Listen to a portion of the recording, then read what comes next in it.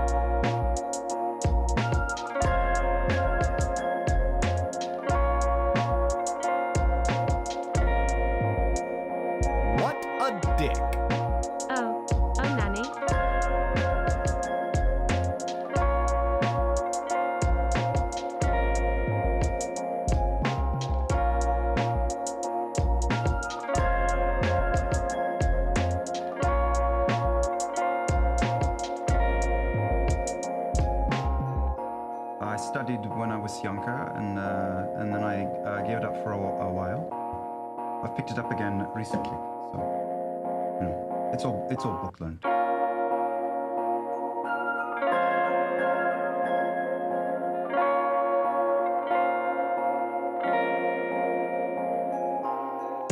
Follow your lead here. This is your quest. I have things that I need to do that are not here, and I'm going to need help.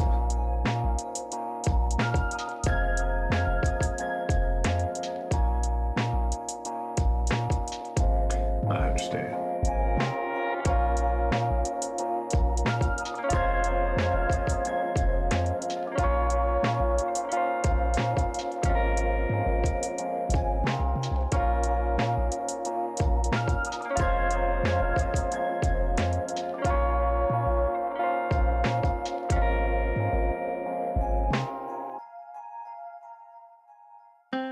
Thank you, because I would not be alive if you had not. You saved my life, so thank you. No problem. Yesterday was really not great. Yeah, well, we'll do better today, right? Sure we will.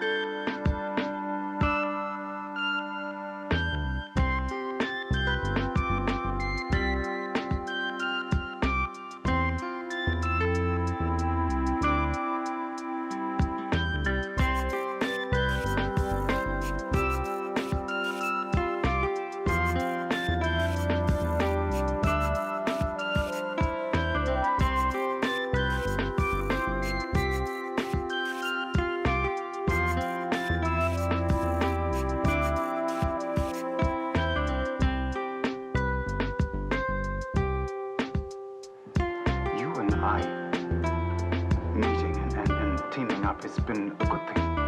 Oh, yes, very good. I know everyone else makes fun of your smell, but I don't smell nothing.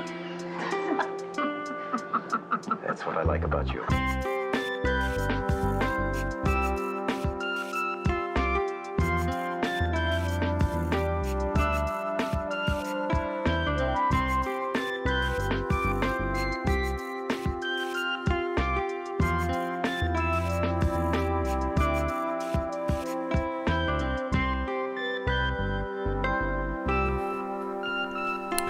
Well, good morning, stream.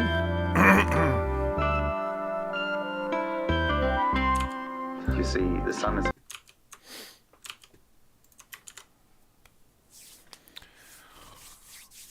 How we doing?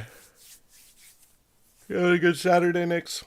Is it Saturday? It's Saturday, right? Yeah, it's Saturday.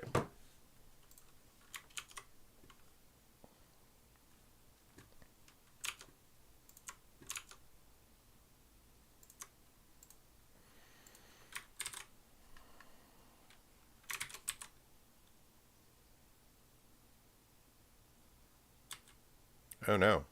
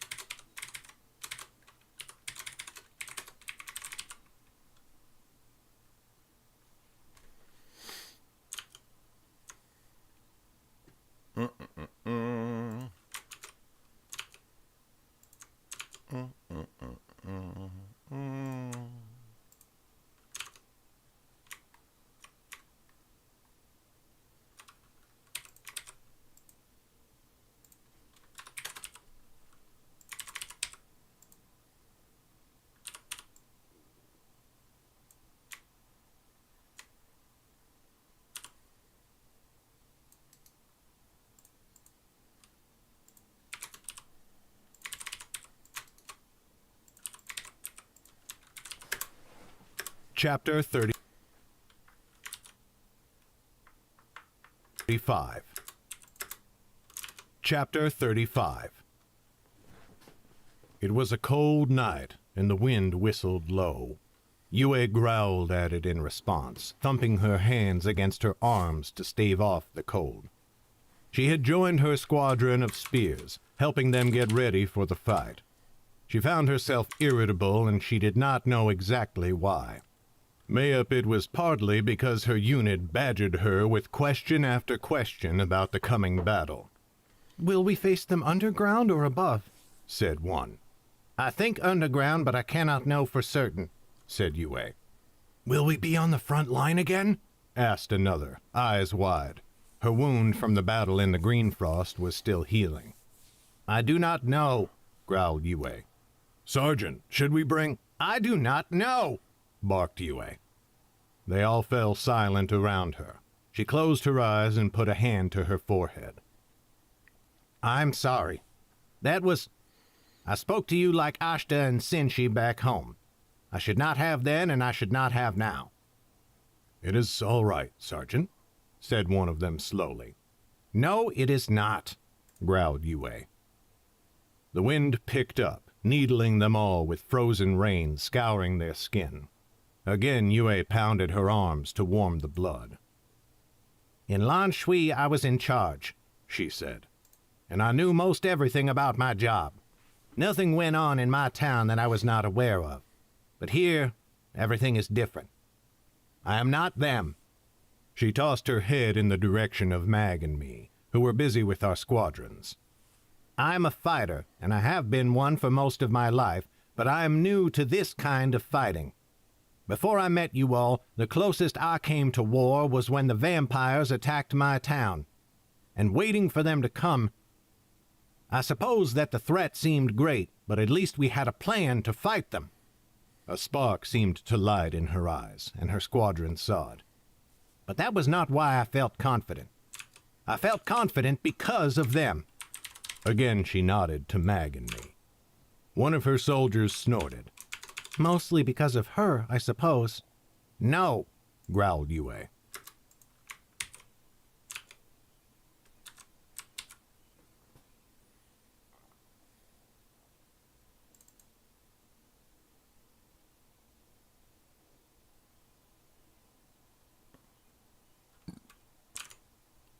"No," growled Yue.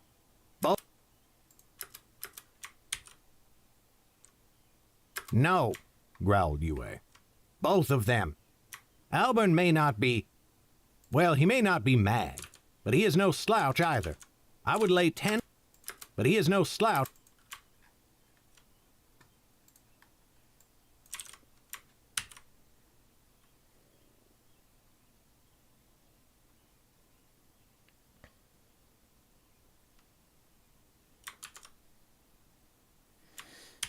Audition keeps giving me a error, and I am going to restart it real quick.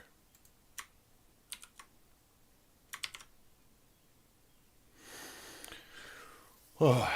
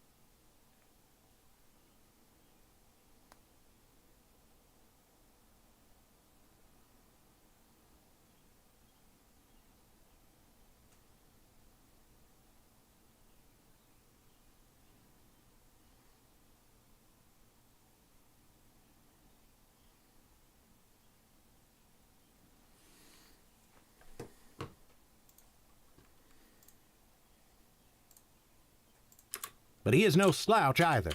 I would lay 10 gold weights on him against anyone in this little army, except Mag herself. I thought he was a dark-damned steer when first I met him. And do you know what? He is a steer. But he is a good steer. He is my steer. Not just kind of heart, but skilled and wise as well. If there is anything wrong with him, it is that... She cut herself off. Her squadron stared at her curiously. What, Sergeant? Said one. It is that he cannot keep his fool mouth shut when he should, snapped Yue. Much like others I could name. Now heft those spears. We have a battle to fight. But before she went to fetch her weapon, she looked at me again, and then at Mag. The wind blew a curtain of rain before her, blocking us both from view.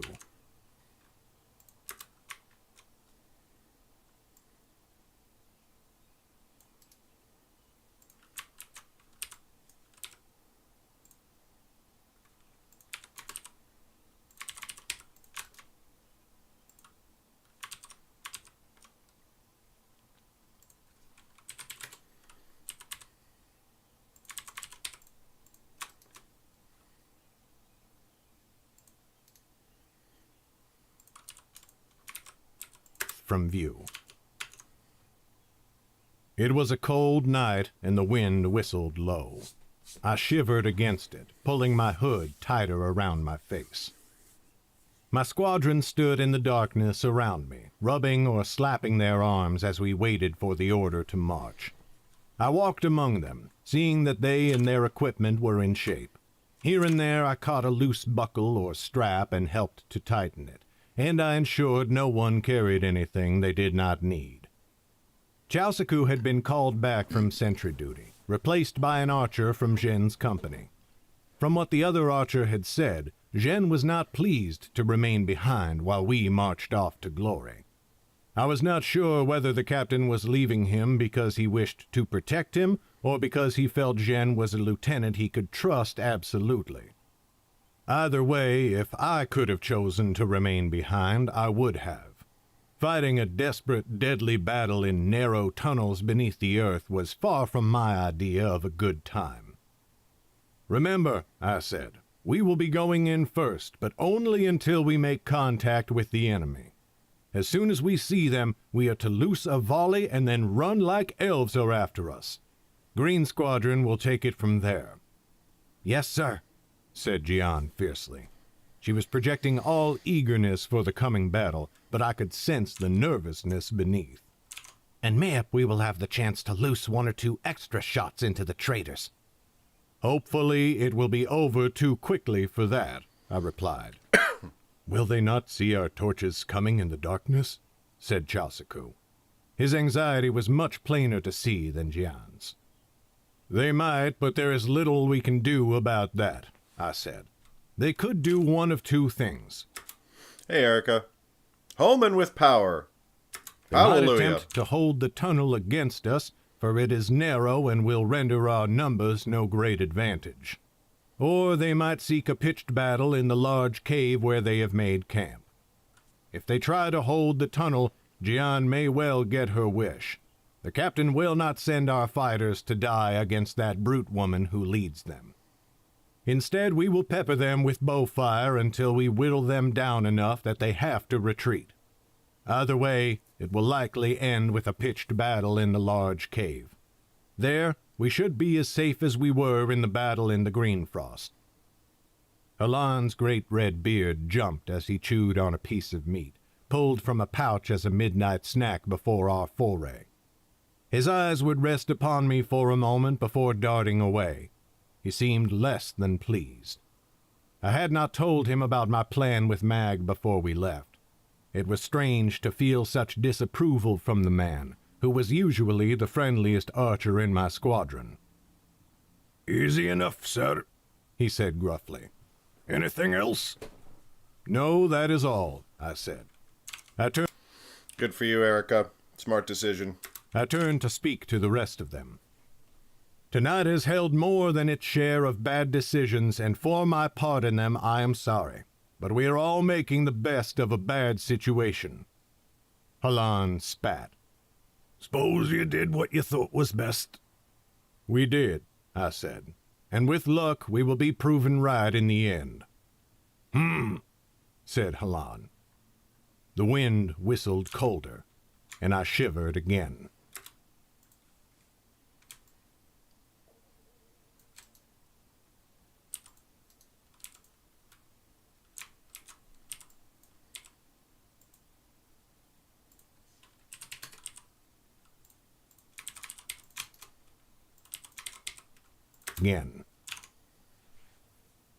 It was a cold night, and the wind whistled low.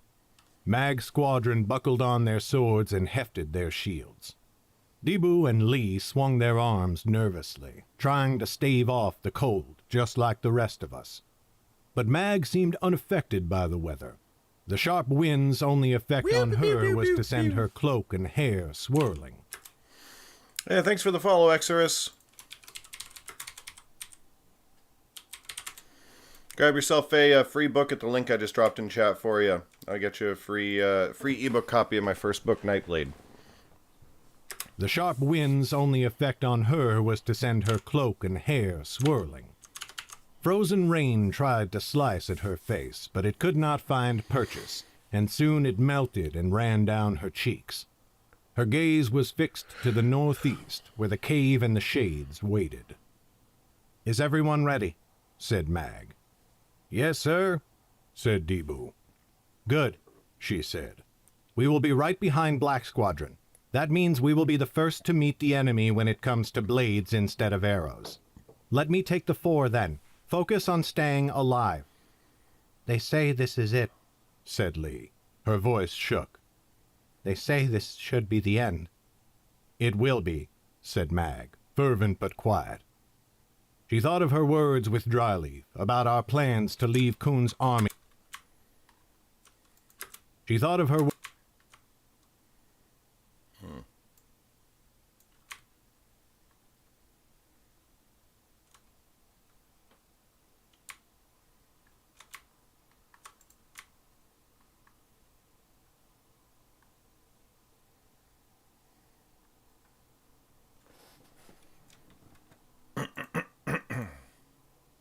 Scene break. It was a cold night, and the wind whistled. Mag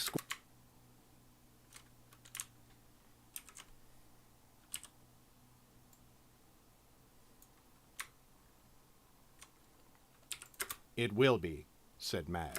She thought of her.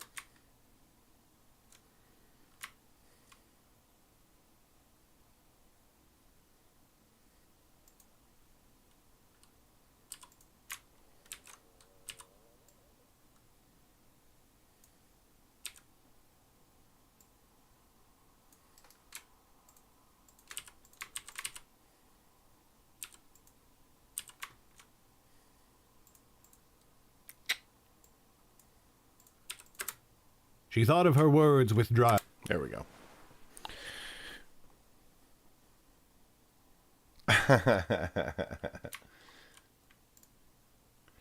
That's a lot of eggs. I didn't remember I didn't remember that y'all had chickens.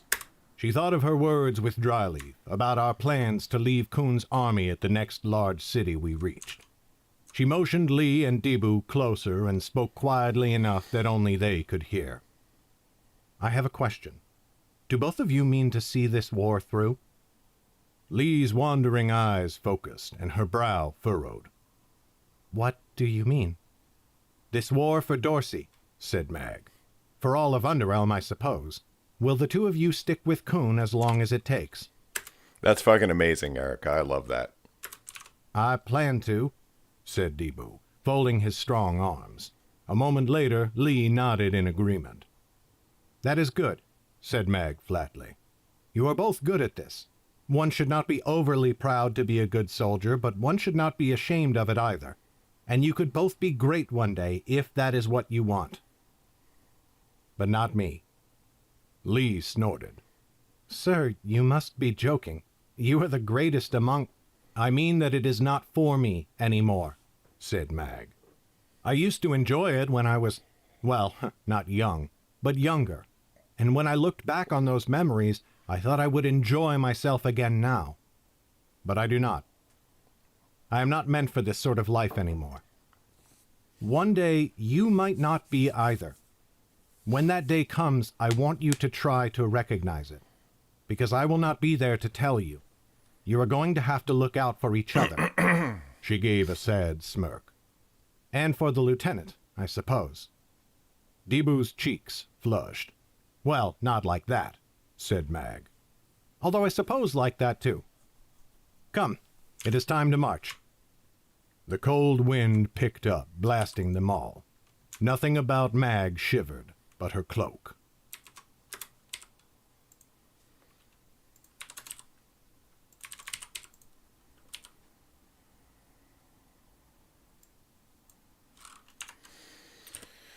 Elemental free.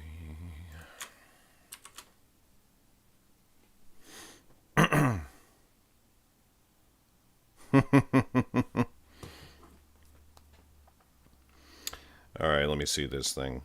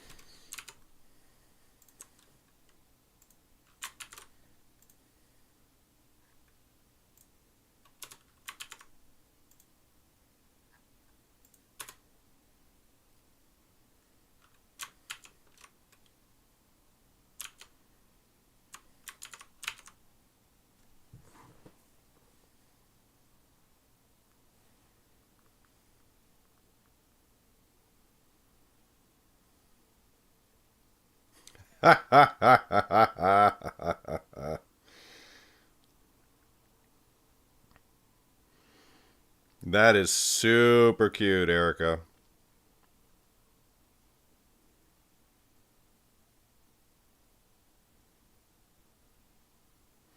All right, Nancy, Ripley, Kirsty, Lori, Sydney, Julie, Tree, and Sarah. Well, that is fantastic. I don't know any of those names because I don't really watch horror movies, but I love a themed chicken farm. Chicken ranch? I don't know.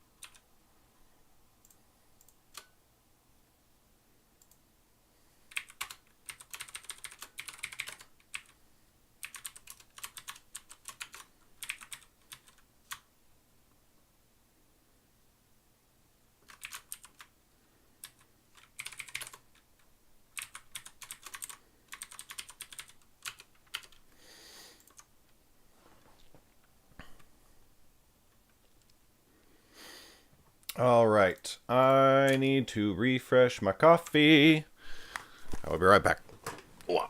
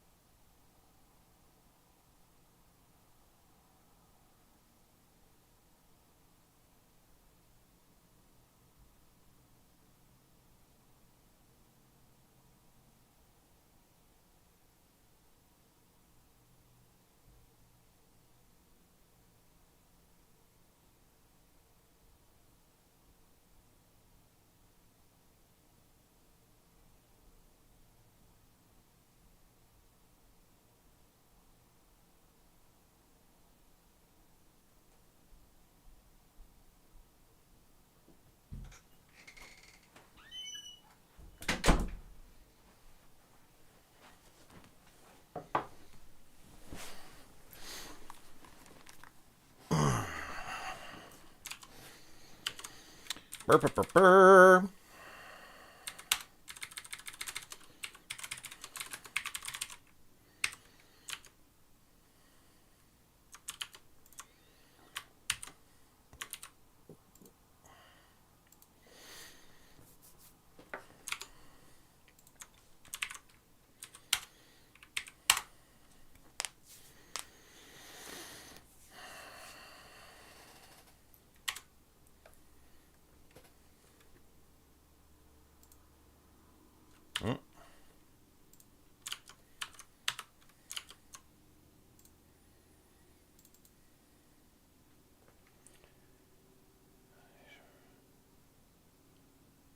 What?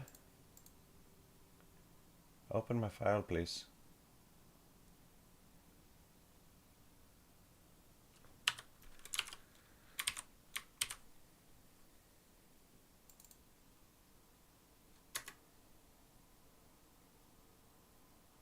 Undetermined C data section? What does it mean?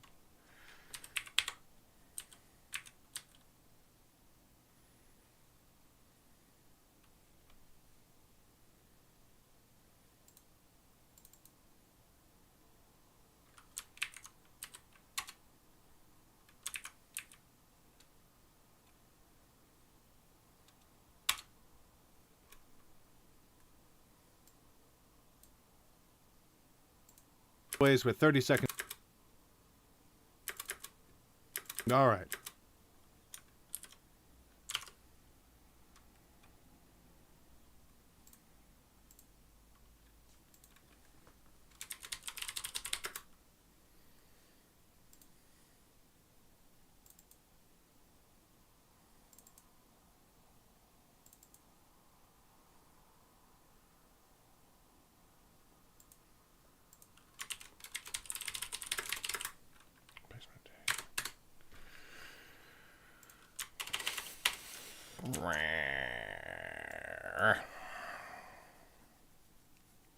Puppies are indeed the best, Nix.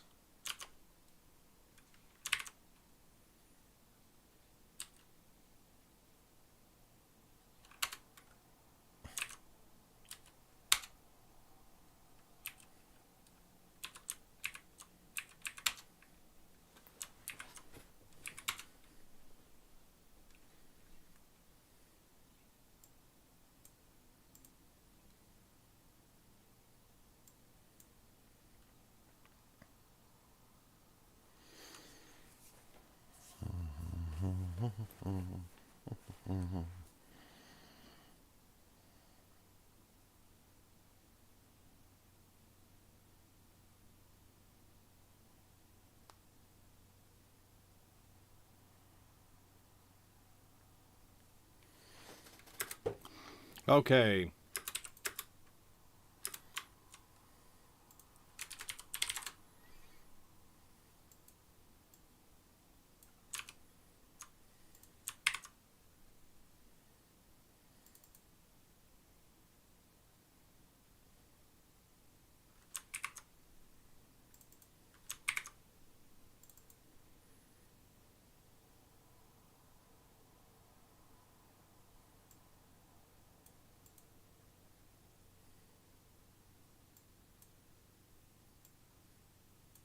Not you.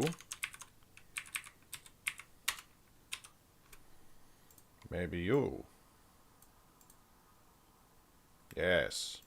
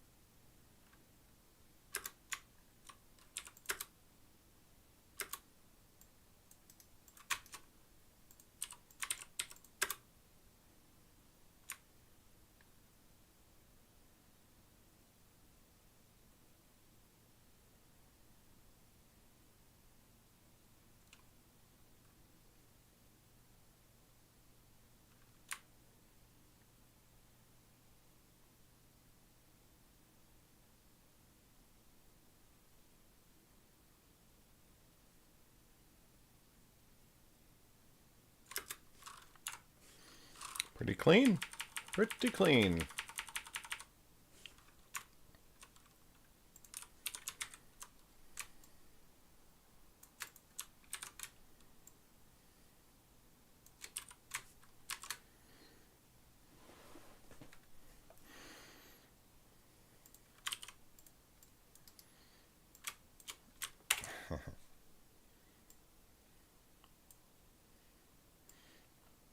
I would love some farm fresh eggs, Erica, but it is a bit far away. Is my main concern.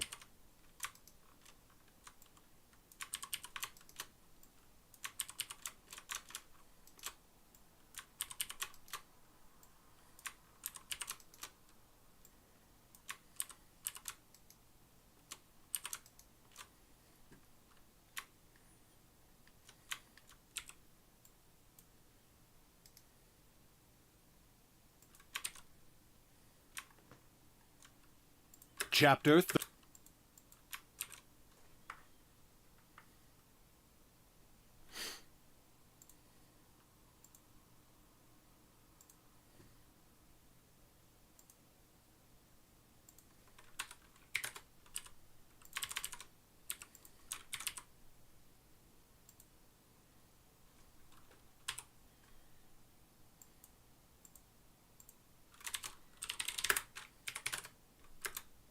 Chapter 36.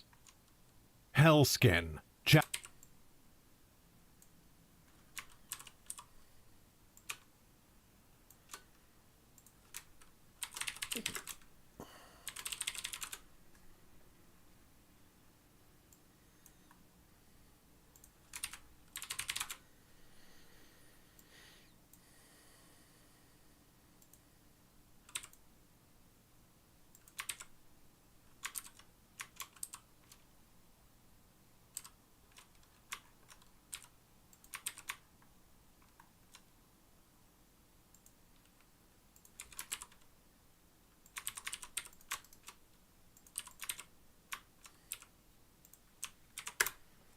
Chapter 36.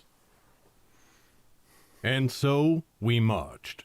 4 of Kuhn's companies set out, leaving behind the 5th under Zhen's command. Zhen himself stood at the northeast end of camp and watched us march away, his eyes never leaving the column. I do not know how long he waited as we all faded into the darkness before him, but I know it could not have been too long. We reached the entrance to the tunnel in short order. I approached it with some trepidation, afraid that we might find the shades had come out and formed up for a defense. Yet the snowy field beside the boulders was empty. No soldiers waited for us with drawn blades, nor were there tracks to show they had come out at all. They were still inside. We halted and the column drew up. Kuhn summoned Mag, Yue, and me to him. Tu was also there, arms folded, glare fixed upon us. "Well, sergeants," said Kuhn, "where do we go next?" I pointed. "Behind those boulders is the entrance to a tunnel leading to the enemy." "We should take care, Captain," said Mag. "They may be guarding the entrance, hoping to hold it against us." "Indeed they might," said Kuhn, smiling. "What I would not give for a wizard of any stripe. But very well.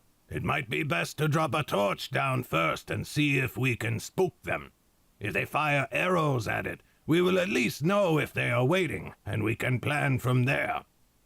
"Yes, sir," said Mag. "Let me do it." "Certainly," said Kuhn, waving her forwards. Mag took a torch from Debu and crept up the hillside until she was above the boulders. She waited for the space of a heartbeat, and then she dropped the torch inside. We all waited in dead silence, but nothing happened.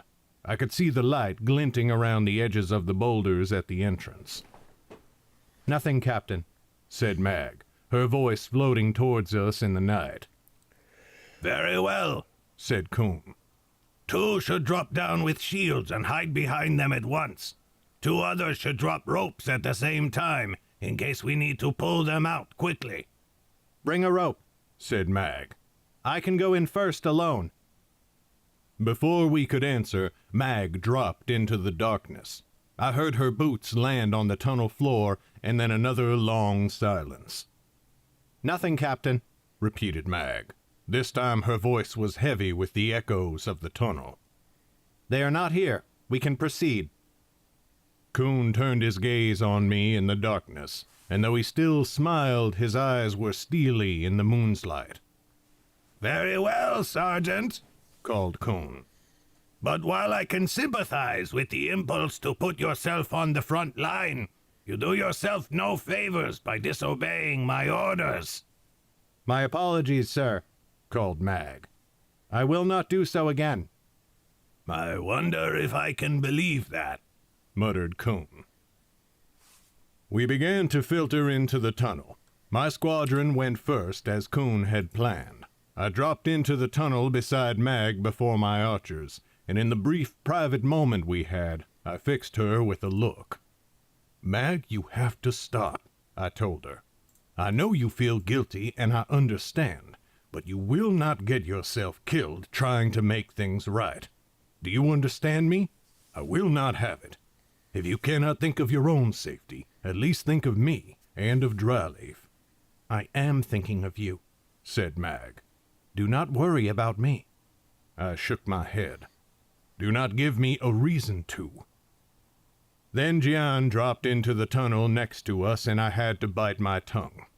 I waited until all my archers were inside, and then we waited a moment longer until Mag's sword fighters had followed. Our squadrons would press down the tunnel, but not too quickly, while the rest of the army trickled in behind us. Halan walked near the front, torch in hand. No one else in my squadron held a torch, and Mag's unit hung well back with their torchbearer, so we had only scant light to go by. But that seemed better than giving the enemy many targets to fire at in the darkness. That long, slow advance down the tunnel was one of the most nerve-wracking experiences I have ever had. It was not like the anticipation of an everyday battle. We knew they were ahead of us, lurking in that darkness. They could not help but see us. We had a torch, yet we had no choice but to advance straight towards them, helpless in the dark. We had no grand strategy, not like Coon had devised before. There was no room for it. This would be brutal, messy, and violent. We would fight and die in darkness, in the flash of torchlight glinting off blood-soaked blades. It would be a hard task to clear the shades from this place, especially if the brute woman took the fore. If that happened, we would have little choice but to pit Mag against her and pray to a sky we could no longer see. Yet there was no sign of our enemy. We were close now to the great cavern, but no arrows came hissing out of the darkness to fall among us. When I guessed we were a span away from the large cavern, I stopped. Something about this felt wrong. The shades would gain no benefit from fighting us in the vast space ahead. It would have made far more sense for them to fight us here in the tunnel, funneling us into a small space. As I sat there in the dark, pondering the mystery, Mag crept up, and not far behind her came Lieutenant Tu and Captain Coon. "What is it?" said Mag. "The cavern is up ahead," I said. "Yet there is no sign of them. I cannot read the tale of it." "Mayhap they are trying to hide," said Tu. His anger at Mag and me was forgotten for the coming battle. Or at least he had put the anger away on a shelf in his mind, to be retrieved later. "Mayhap they have holed up deeper in the cave, hoping that we will think they have left." "I do not think so," I said slowly. "I would call that foolish, and nothing they have done so far has shown foolishness on their part." "What do you think, then?" said Coon. "Mayhap they have set an ambush inside the entrance," said Mag. "They left the tunnel open so that we would think the danger was gone, or at least so that we might grow lax in our caution. They hope we will press into the cavern with speed, and they can strike us from the sides when we are in an open space." "That could be," said Coon. "Very well. Sergeant, take your squadron forwards. Proceed into the cavern cautiously, and keep a shield wall up around you. If they hope to catch us unawares, we must endeavor to disappoint them." "Why not let me go in alone?" said Mag. "I will provoke as much of a reaction as my whole squadron, and there is no reason to risk more lives unnecessarily." "Do not be a fool," I snapped. "Mag, even you cannot guard all sides of you at the same time." "You know how fast I am," said Mag. "If they start to fire upon me, I will retreat into the—" "Enough," said Kuhn. "Alburn is correct. Take your squadron, Mag. Be careful, and if they fire upon you, retreat." A moment passed, with Mag's jaw working furiously. "Yes, Captain." She set off, leading her squadron down the tunnel towards the entrance to the cavern. My archers and I followed behind, all of us with arrows nocked. Debu held the torch in Mag's squadron. The others surrounded him with their shields turned outwards, so that the group of them edged into the cavern like an exceptionally watchful turtle. I tensed, expecting a hail of arrows to fall among them, but no attack came. A long moment passed as Mag kept leading them farther out into the space, but it was, indeed, empty. Chills began to creep paths down my spine. I shook them off and pushed into the cavern to join Mag. "Where in the dark below did they go?" she growled. "An apt choice of words," I said. "Halan, give me that torch. I need to have a look around." I took it and went to inspect the place where the Shades had built their camp. There was a great deal of detritus around, small pieces of cloth that must once have held food, as well as some bones and other scraps from finished meals. But there were no tents, no bedrolls, nothing but a few smoldering remnants of the campfires they had managed to build from dung. "They left," I said quietly. "But where could—" Quickly now I moved to the wall and began circling the perimeter of the cave. Very soon I found what Kaita had already seen, 3 other tunnels leading out of the main cavern. I paused at the southern one. There I saw the smooth stone floor streaked with many muddy boot prints. The Shades had left this way. I ran back to the center of the cavern. Kuhn was there now with Mag, and more than 100 of our soldiers had filtered into the cavern behind him. The captain's smile had grown very, very dangerous. "Sir," I said. He turned his gaze upon me. "The Shades left through another tunnel, this one leading to the south.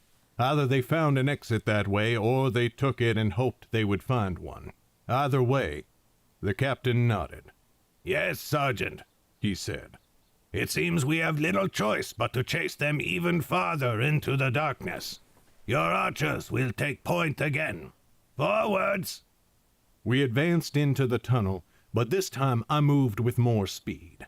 I was not as afraid they would turn and try to fight us in the tunnel. If that had been their plan, they would simply have done so at the entrance.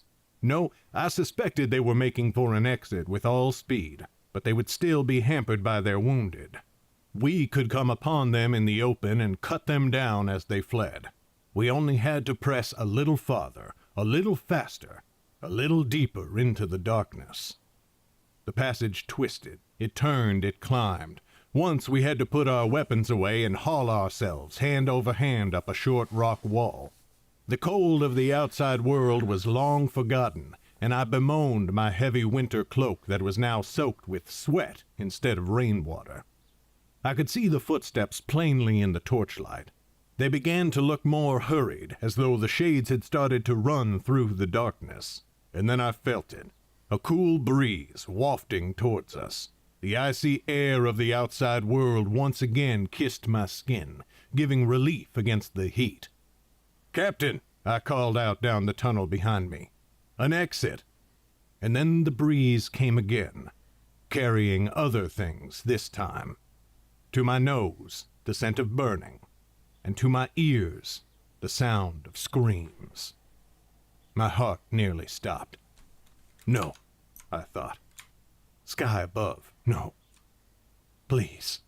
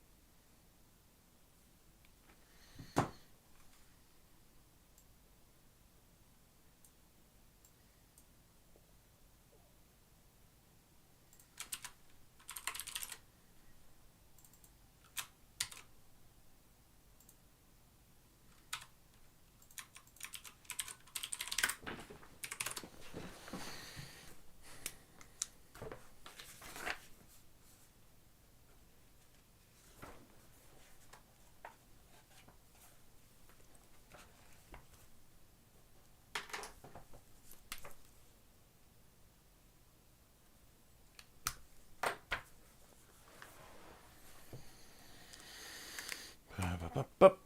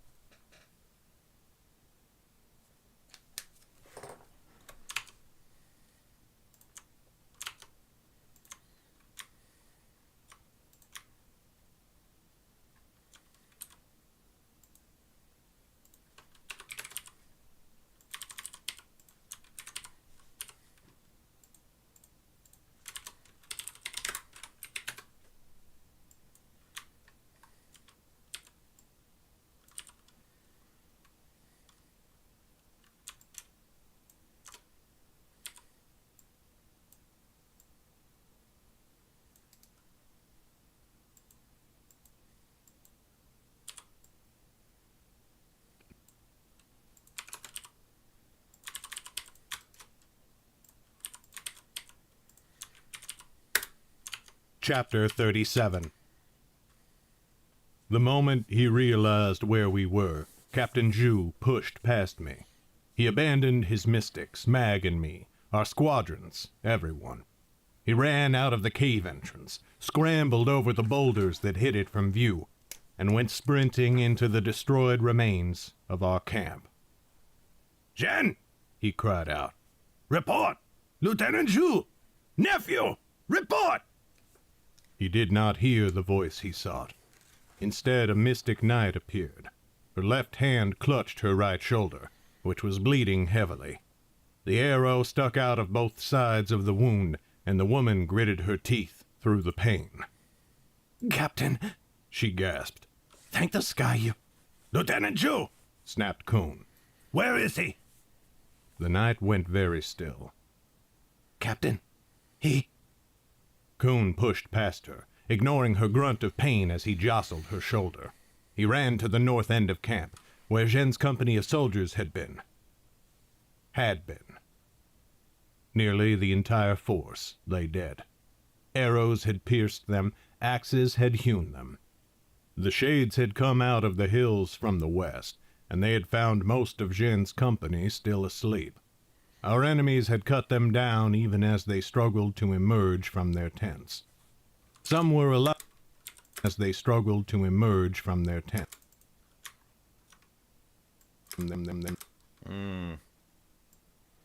see that ugly little waveform there? There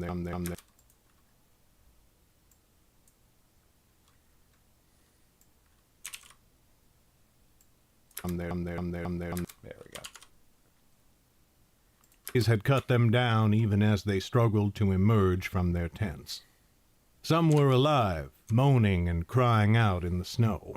Few of them would survive the night. And there was Zhen. He was near the front line, where the fighting had started. He had not slept after we left. He had meant to stand vigil through the night, waiting for his uncle and the rest of us to return. But then he had heard the sounds of fighting to the west, and he had raced towards them. 2 new, much larger wounds now joined the angry scar on his cheek. A blade had pierced his throat, and an arrow stood straight up from his chest like a flagpole. His face was a battle grimace, determined, resolute, doomed. Kuhn fell to his knees. His hands shook as he held them out.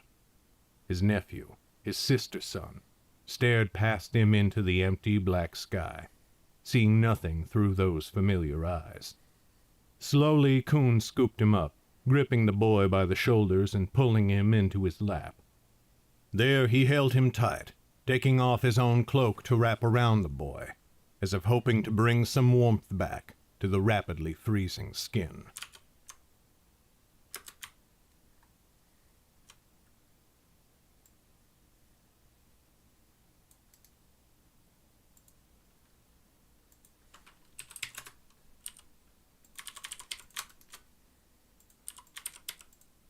To the rapidly freezing skin. Mag, Yue, and I had gone running through the camp like Coon, but we ran for the train, where we had last seen Dryleaf. Everything was in chaos. The Shades had slaughtered drivers, they had broken wagon wheels, they had spilled every store of food and drink into the snow. The army's very guts lay spread upon the ground. Losing Jin's company was a devastating blow, but the loss of the supply train was mayhap even more damaging. Coon would have none of the supplies he needed to carry on. The Shades had taken or destroyed nearly everything. Everything but. My heart melted with relief as I saw the blue silk coverings of the wagon from the Guild of Lovers. It was untouched. The guild was protected, both by edicts of the High King and by laws older than Underrealm itself. After all, what use to kill lovers in war when their rules kept them from taking sides in a conflict? I had not been sure the Shades would respect such boundaries, but they had, and the lovers favored Dryleaf. Mayhap. We ran to the wagon. "Dryleaf!" I cried. I seized the flap and threw it open. At once I fell back, landing hard on my rear. Knives flashed at me out of the darkness, the light of campfires glinting off their steely edges. I scrambled up, holding my hands high, while Mag and Yue did the I scrambled up, holding my hands high. Knives flashed.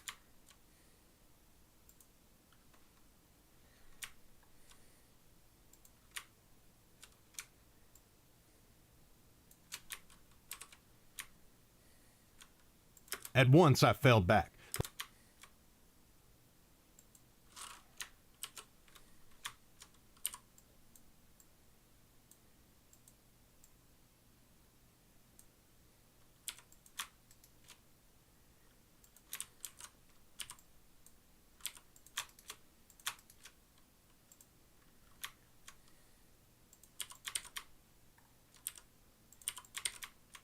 Threw it open. Knives flashed at me out of the darkness, the light of campfires glinting off their steely edges. At once I fell back, landing hard on my rear. I scrambled up, holding my hands high, while Mag and Yue did the same. From inside the wagon came a great peal of barking. "Hold!" cried Yue. "We mean no harm." Orla and Nikau saw us, and they lowered their knives. The other lovers took the cue and did the same, though they still watched us warily. Oku came bounding out of the wagon, whining and sniffing at my boots. "Orla," I said. "Dryleaf, did he—" "He is here," she said, scooting aside. Nikau pulled back a blanket, and there was Dryleaf, cradled among the lovers. I gasped, and Yue put a hand to her mouth. Dryleaf had taken a nasty blow to the head. They had wrapped bandages around it, but it was bleeding heavily, and the cloth was almost soaked through. The old man's eyes were closed, and his breath came slow and labored. Mag looked upon him, her whole body solid and unmoving as a rock. "They took the camp by surprise," said Nikau in his smooth, liquid voice. "The first we knew of the attack was when an arrow struck someone running by. As they died, they fell upon Dryleaf and knocked him to the ground. He hit his head on a log. As soon as Orla and I realized what was going on, we carried him into the wagon, and we have been here ever since.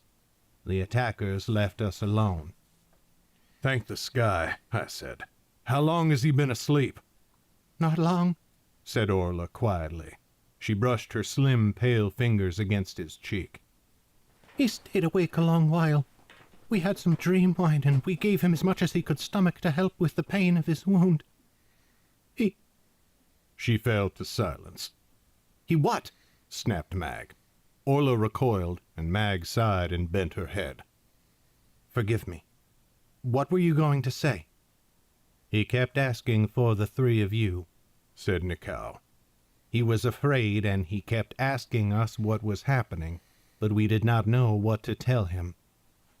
Orla began to weep. Just then Dryleaf stirred and started to come awake. His hands reached out, grasping. Nikau took one of his hands, and Orla clasped the other where it came to rest on her dress, stroking the back of his gnarled old fingers. "Mag," moaned Dryleaf. "Albin, Yue, where are they?" "We are here, Dryleaf," I said. "We came back." Dryleaf burst into tears. "Oh, thank the sky," he said, almost whispering. "Where are you? I cannot tell. Your voices, they—" Tears took the rest of his words, and he shook in Nikau's smoothly muscled arms. I looked around at the lovers in the wagon. "May I?" "Of course," said Nikau. He motioned for the rest of them to clear some space, and I clambered into the wagon at once. Yue followed more slowly, but then we were there, and Dryleaf clutched our hands, gripping us as if he wished never to let us go again. There was not enough room for her in the wagon, but Mag stood at the back, reaching in and holding Dryleaf's leg so that he would know she was there as well. "We came as soon as we realized what had happened," I said softly. "I'm so sorry we left." "I was afraid you had fallen," said Dryleaf, holding tightly to my hand. "I thought they had killed you all before they came and attacked us. I could not tell where they had come from, not after I fell." "We are fine," said Yue. "They fled from us and circled around to come after you, the cowards." Dryleaf said nothing, but only kept weeping, holding on to both of us. Yue looked up at the lovers. "We can take him now," she said. "Thank you." "Yes, thank you from the bottom of all our hearts," I said. "Nothing we could do would ever repay you." "We would never let harm befall him," said Nikau.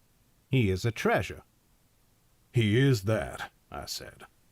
Yue bent and scooped him up in her mighty arms. Careful as a mother holding her babe, she carried him out of the wagon while Dryleaf clung to her. Mag moved woodenly out of the way. As Yue walked with Dryleaf to his tent, Mag stared at both of them, unmoving. With a final murmur of thanks, I left the lovers and went to her. "Mag, this was not your fault," I said. "Oh?" said Mag. "You told me that in Northwood, and I knew it was true then. I do not think it is true now." "We could not know that Kaita had found a way to—" "Of course we could have known," said Mag. "Or we could have guessed or prepared for the worst. We thought— No, I will stop hiding behind that coward's lie. I thought she was mine for the taking, like an animal I merely had to put down. I was so focused, so foolish that I forgot she has a cunning mind and a will to match ours. I was the one who alerted the Shades to the fact that we knew where they were hiding. I led Kuhn's force away from the camp. Dark below, Albin, I was the one who brought Dryleaf on this fool's errand when he clearly has no place amid a war." A shiver passed through me. She had reminded me of something. Truth that now pressed itself upon me with an urgent, frantic need. "Mag, we have to go." Yue had set Dryleaf down while she tried to recover what she could of his possessions. Now she looked up at me. "Go? What do you mean, go?" "I mean leave," I said. "We have to. We have no choice. Kuhn will blame us for this, and he will be right to do so. But mystic justice? I will not submit myself to that. Yue, I am so sorry." Yue shook her head, not in defiance, but slowly, like a bear trying to clear the cobwebs of winter after waking in the spring. But the law, the king's law." "Please, Yue," I begged. "Nothing you did tonight was evil enough to deserve what Kuhn will do to you. Please do not submit yourself to it." Let me stay, said Mag. It was me. I pulled both of you along with me. I practically forced you to go. Let me stay. The three of you leave, and let me take the punishment. No, Mag, I snarled. If you will use guilt to connive me into coming along on your schemes, then I will use guilt to force you to flee with me when they go awry. We promised until the end of the road. You forced me into those caves on that promise. Now I will force you to flee because of it. If you stay, I stay. We run together or not at all.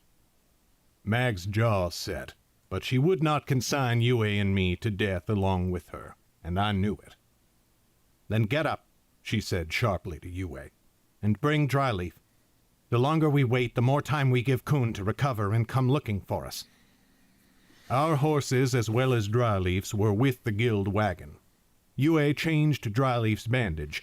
I was relieved to see the bleeding had slowed, and then helped him to the wagon, where he said his goodbyes. All the lovers gave him gentle words and soft touches of farewell, especially Nikau and Orla. Again, we thank you, said Mag. You are eternally in the favor of the Uncut Lady, and if you ever require my help in any matter, it is yours. And there is something more mundane I must ask of you now, I told them. Do you have any spare tents or bedrolls? We cannot fetch ours before we leave. We can pay you. We have no tents, said Nikau, but there are plenty of bedrolls, and they are of good quality. Here is something for them, and for any other more immediate needs you might have, said Mag. From her saddlebag she pulled a fat purse, practically bursting with gold, and handed it over. I knew it was nearly everything she had left, but I held my tongue. This was a lighter penance than she wished to pay, I knew. Nikau took it from her solemnly. I feel you overestimate our deed, but thank you. He nodded to her and then to me. I hope we have the good fortune to meet you again. Orla embraced us one by one, unable to summon words of her own. Our goodbyes said, we headed towards the south end of camp, walking and leading our horses by the reins. Only Dryleaf was mounted, hunched over his saddle horn, his shoulders drooping and his head bowed. I feared I might find you here, but I hoped I would not. My head snapped up. Mag, Yue, and I ground to a halt. Tu stood there. Beside him were Dibu, Li, Chausaku, and Jian. The four of them looked shocked, as though they could not believe their own eyes. But Tu's face was one of snarling wrath, his eyes ready to kindle into a blaze. Lieutenant Shi, said Mag. Her voice was almost too steady, as if she was trying to summon her battle trance, but could not quite manage it. Turn yourselves around, said Tu. Make for the north end of camp, where the captain's tent stands. When he has finished mourning his nephew, I know he will want to pass judgment on the three of you. I closed my eyes. So Zhen had died. Dark take everything, I thought. He deserved better. But Mag kept her gaze fixed on Tu. You know we cannot do that, sir. You told me, said Tu, spitting the words. You told me when you joined us that I would not regret your presence, and now you are deserting? His rage cut me to my heart, but that was not the worst of it. Far worse than Tu's anger were the expressions of Chausaku, of Li, of Dibu. They were like children watching negligent parents walk out the door, not able to understand that they intended never to return. I searched for something to say, any words I could summon that would make them see, make them understand why we had to go. I could find none. Please, sir, said Mag. Believe me when I say that I will regret my time here more than you can know, and not for my own sake. But I will not let you stop us from leaving. Now Tu did spit. Then do it! Make your move, you dark-damned traitor! Mag stepped forwards. Tu unsheathed his blade. Debu and Jian drew their swords a moment later, half-heartedly, torn. Li and Chausaku simply stood and stared. As two advanced, Mag flipped her spear around and jammed the point into the ground. When two swung his blade at her, she ducked beneath it, darted up, and struck him under the chin with her fist. A crack broke the air. Two fell to the ground, senseless. Everything was silent. Mag stared down at his fallen form. Debu, Li, Jian, and Chausaku all watched her for a long, quiet moment. Finally, she looked up at them. "Just step aside," she pleaded. One by one, they looked at each other. It was Jian who spoke first, stepping forwards to stand over two. "No," she said simply. "We cannot stop you from leaving, but I do not think we will give you the easy way out." One by one, Mag knocked them out cold. They fell to land in the mud, some of it still red with the blood of those slain by the shades. I stepped forwards. I knelt and lifted each of them, sliding their cloaks beneath them so they would not wake up lying soaked and freezing in the mud. After a moment, Yue bent to help me.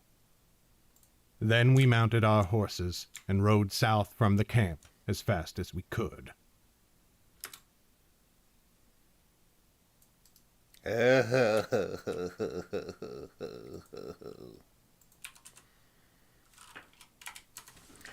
We're in the sad part of the book now. And it's going to get worse before it gets any better.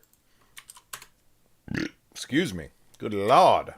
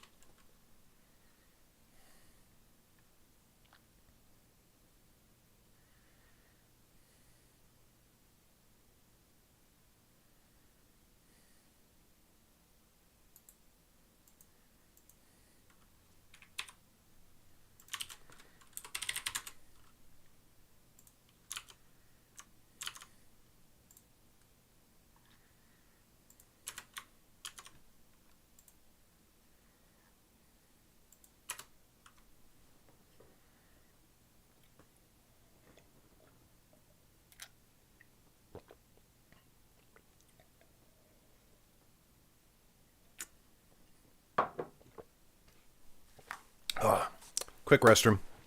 Be right back.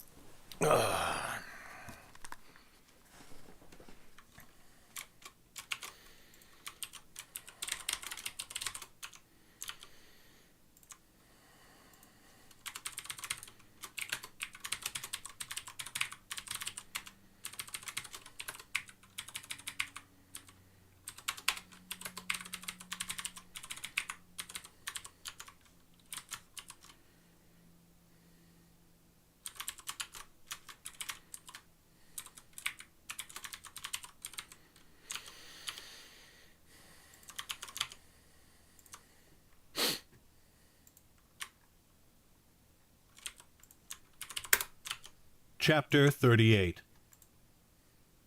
You can imagine what was going through my mind as we fled into the night, cold, miserable, and alone. After all, I told you of how I was exiled from Tokana when I was close to your age. But it may interest you to know that this was not Mag's first time either. She, too, had to run from her friends after a fight she would rather have avoided. It is how she left Shuinyu, the town where she used to live before we met. Several years had passed since her first scuffle with Ciaran. In that time, Mag had kept her head down and her fists still, happy to be a brewer under Duana.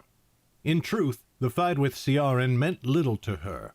It had been a petty dispute, and to her mind it had been settled. But Ciaran never forgot it, nor did he ever forgive Mag for it. He was one of those petty, small-minded folk who hold tight to grudges, letting them fester and rot. He did not care if he had to wait years to get back at her, if it meant he could be confident of victory in the end. As part of his revenge, and because people like him always desire power, he sought to become mayor. He was good at manipulating those around him, and so he achieved it before too very long. It would be overstating things to say that anyone in Shuinyu really wanted to give him the position, but many folk, if they are somewhat simple or easily frightened, can lend their support to an utter scoundrel because he promises to solve the problems they think they have. Never mind that he always makes things worse instead.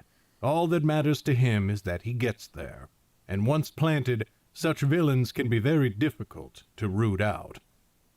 At first, his appointment seemed to have little effect on the town or Mag.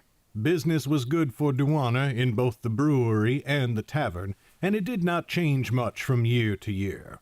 But Duana had begun to get old. No longer could her aging body keep up with the pace of the work. She entertained the idea of letting Mag run the tavern, and even broached the subject once or twice, but Mag had little interest. She loved brewing more, as did Duana, and they both wanted to spend their time at their craft. So, when someone in the town offered to buy the tavern for a good price, Duana gratefully accepted. It seemed the perfect arrangement. She and Mag could brew in peace, and the security of their livelihood seemed assured. There was no one else in Shuinyu foolish enough to try competing with Duana's skill, and the tavern would always need ale. They would have more than enough custom to live on. But almost as soon as the tavern had changed hands, the new owners stopped purchasing Duana's ale. Instead, they began to ship it in from more distant towns, and even some cities. At first, Duana and Mag could not understand it. It cost far more to transport the ale such a long way. And yet the tavern's new master did not charge any more for his drinks than he had done in the past. It did not seem possible to continue the practice. Not even the cost of rooms and board would make up the difference. And when they tried to find out why the tavern master had stopped buying Duana's ale, they were met with sullen silence, if he would see them at all. Nor could they sell their ale to the townsfolk. Most people cannot afford to purchase kegs at a time, nor do they have the means to store them. There were, of course, any number of things they could have done. If nothing else, Mag could have built a small bar beside the brewery, and I am sure the folk of Shuinyu would have come to drink at the new bar as they had from the old one. But while they were trying to determine their course, the truth came out. The tavern's new master was in Ciaran's pocket.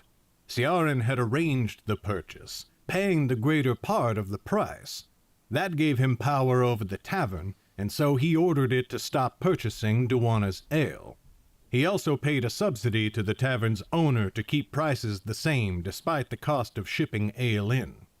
Ciaran had spent his whole life hoarding whatever wealth he could, and he was good at it. This new scheme was no more trouble to him than remembering to get dressed in the morning. Mag was furious when she heard the news, and she immediately went to confront Ciaran without telling Duana. She accused him of undermining Duana for petty revenge. Ciaran gave her an ugly grin. "This is simply good business," he insisted. After all, the town elected me in part for my skill at earning coin. Certainly, I have acquired more of it than you and your master, and so the people trust me more in these matters than you. Can you not see that trade with the broader world is the only way to prosperity? If some in Shuiniu, such as yourselves, must fall by the wayside, well, that is the price that must be paid for the good of the many. You give them piss and insist they be grateful, said Mag. And if anyone gave your ledger half a glance, they would see that you are not even earning more coin for the town. Her hands clenched to fists, which made Ciaran somewhat nervous, but his grin widened, and he spread his hands. Any cunning merchant knows that sometimes you must lose coin today to gain more tomorrow. After all, those who travel here to bring their ale bring coin with them, and they spend it in the town. At your smithy and the tavern you own mostly, said Mag. Ciaran licked his lips. And why not? I pay the subsidy for the ale. I am risking the coin, and I should reap the benefit. I have to look after Shuiniu's best interests, even if it is harder on my coin in the short term. Mag barely kept herself from striking him. How does this serve the town's best interests? His eyes flashed, and his mouth twisted in an ugly sneer. It seems unwise, he said slowly, to continue purchasing anything from someone like Duana, who would employ a girl as violent as you. Now, there are countless ways that Mag could have responded. She could have withdrawn, and together with Duana made some other arrangement. If she had been thinking clearly, she would have seen that Ciaran was trying to goad her. But Mag was not thinking clearly at all, not at that moment. In fact, as she described it to me, the world had turned a peculiar shade of red. Violent, she snarled. I will show you violence. And she did. Her eyes went blank and her expression dead. It was the battle trance, and Ciaran recognized it, and his whole body quaked in fear. She trounced Ciaran right there in his home. She slammed his head. Hey, what's up, Jay? Thanks for coming by and hanging out. She slammed his head on his desk, scattering parchments and missives he was in the middle of, and then she threw him into a bookshelf that fell over onto him. She dragged him out from under the mess, and then she drove her knee into his gut and struck him across the face, splitting his lip. Then she let him fall helpless at her feet. Ciaran was stunned for a moment, but as he regained his senses, he gave her a savage grin from the ground, blood staining his teeth. How dismayed I am to learn I was right about you, he said.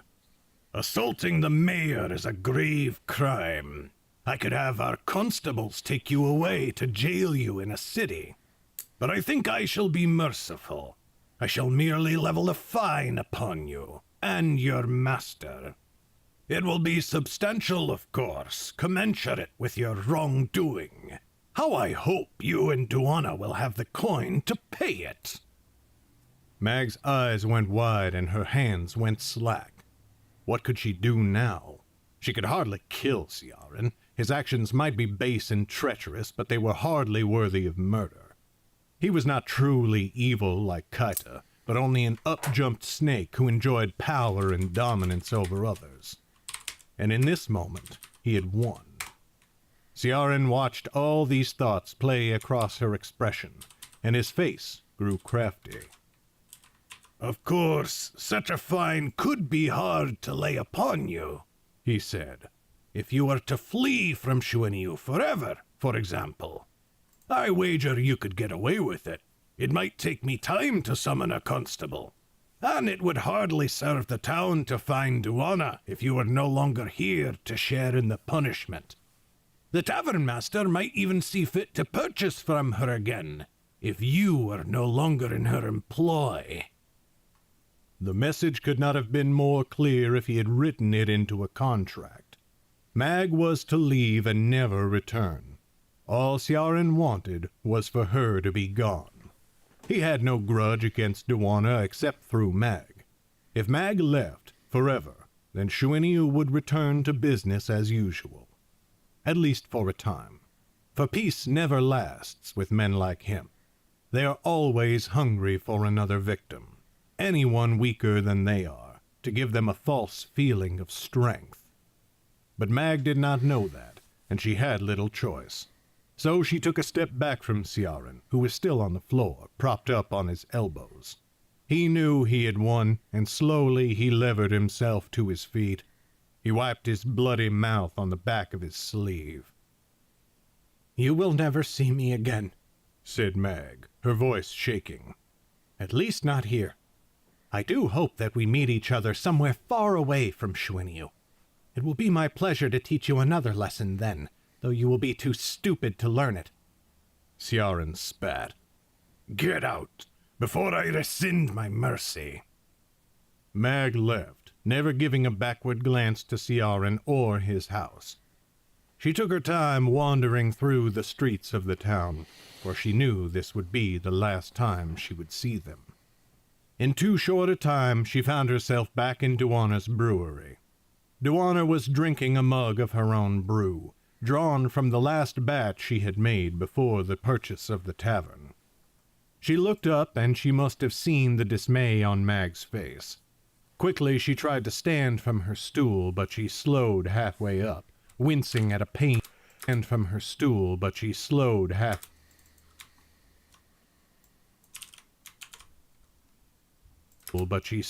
halfway up, wincing at a pain in her leg. "Mag," she said, "what is wrong?" I have to go," said Mag. Morning, bud. Editing an audiobook. Definitely not playing Elden Ring. If that's what you're coming in here to watch. I'm just editing an audiobook. What? Yeah, thought so. Duana's face fell, even as her eyes filled with understanding. "You went to see Ciaran, you dark damned." "Too late for chastisement," said Mag. She swiped at a sudden mist in her eyes, though she tried to make it look like she was only wiping sweat from her brow. "And too late to warn me not to do it. Ciaran has banished me. If I try to stay, he will levy a fine against us that we cannot hope to pay." Duana slammed her mug on the table, sloshing some of the ale over the side.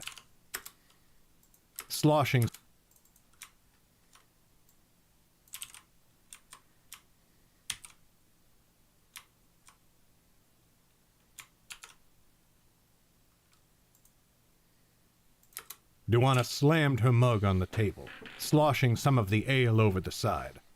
"Doc, take it, Mag. You should have known better." "I know," said Mag. She said it quietly, but still it cut Duana off as if she had shouted. And as she looked upon her master, and as she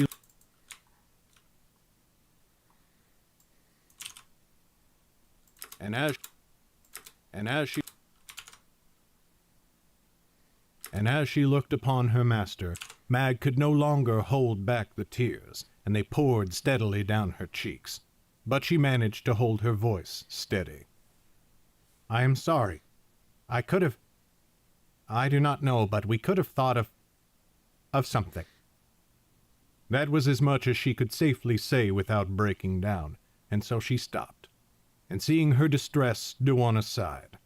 She went behind the table and poured another mug of ale, which she placed in Mag's hand. Mag drained it before Duana could sit back down, but she went to fill it on her own, and Duana settled into her chair. "Well, never mind any of that," said Duana. "As you said, it is too late to chastise you or to urge another course. What is done, and in the end, this is likely for the best."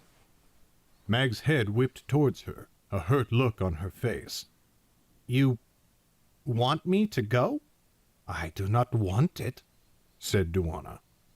"But what we want, and what is best, are not always the same thing. You know you are unusual, Mag. Everyone in town knows it. It is one reason Ciaran has always hated you. for he is petty and trivial, and so utterly unremarkable, and he sees the chasm of difference between the two of you." "You are more skilled than I am," said Mag. "You cannot say I am remarkable when you can do this." She hefted her mug, which was already half gone. "That is not what I meant, and you know it," said Duana. She turned her gaze east, and suddenly it was as if she saw across a great distance, through the walls of the brewery, and into a far land beyond. "You and I both know you are not like most people. I saw it when first I found you in those woods, and I have seen it ever since you came to live with me. I saw it again when you trounced Ciaran the first time. Selfishness made me keep you here as long as I have. But I think you are meant for other things, Mag. Things far beyond the meaningless bounds of this unimportant town." Again, Mag's throat had I have a joke for stream. All right, let's hear your joke for stream. Okay, so I think I know why Z's Candies was named Z's Candies. It's C's. C's Candies. Why? Would you like C's Candies that I found? What? Could I interest you in C's candies? That's a good one. That's really good. Again, Mag's throat had grown thick, and words were hard to come by. "It was important to me." "I know it," said Duana softly. She swiped at her eyes, as Mag had done before, and stood. "But we have both already said how looking back is worthless. Come, I will give you what I can spare. I only wish I still had the tavern so that I could give you a horse." They gathered Mag's things, such as they were, and soon she was ready. They shared one last mug. So far as Mag knew, she would never have another cup of Duana's ale again. And then they said their farewells. Mag never told me exactly what they said to each other then, but some things it is better not to know. And when it was done, Mag set off into the wilderness of the Dortian forest, alone and penniless. She did not know that it was the start of a road that would lead her to me, and one day to Sten. But it would also take her to Northwood, and to that night in the green frost, when all hope seemed lost.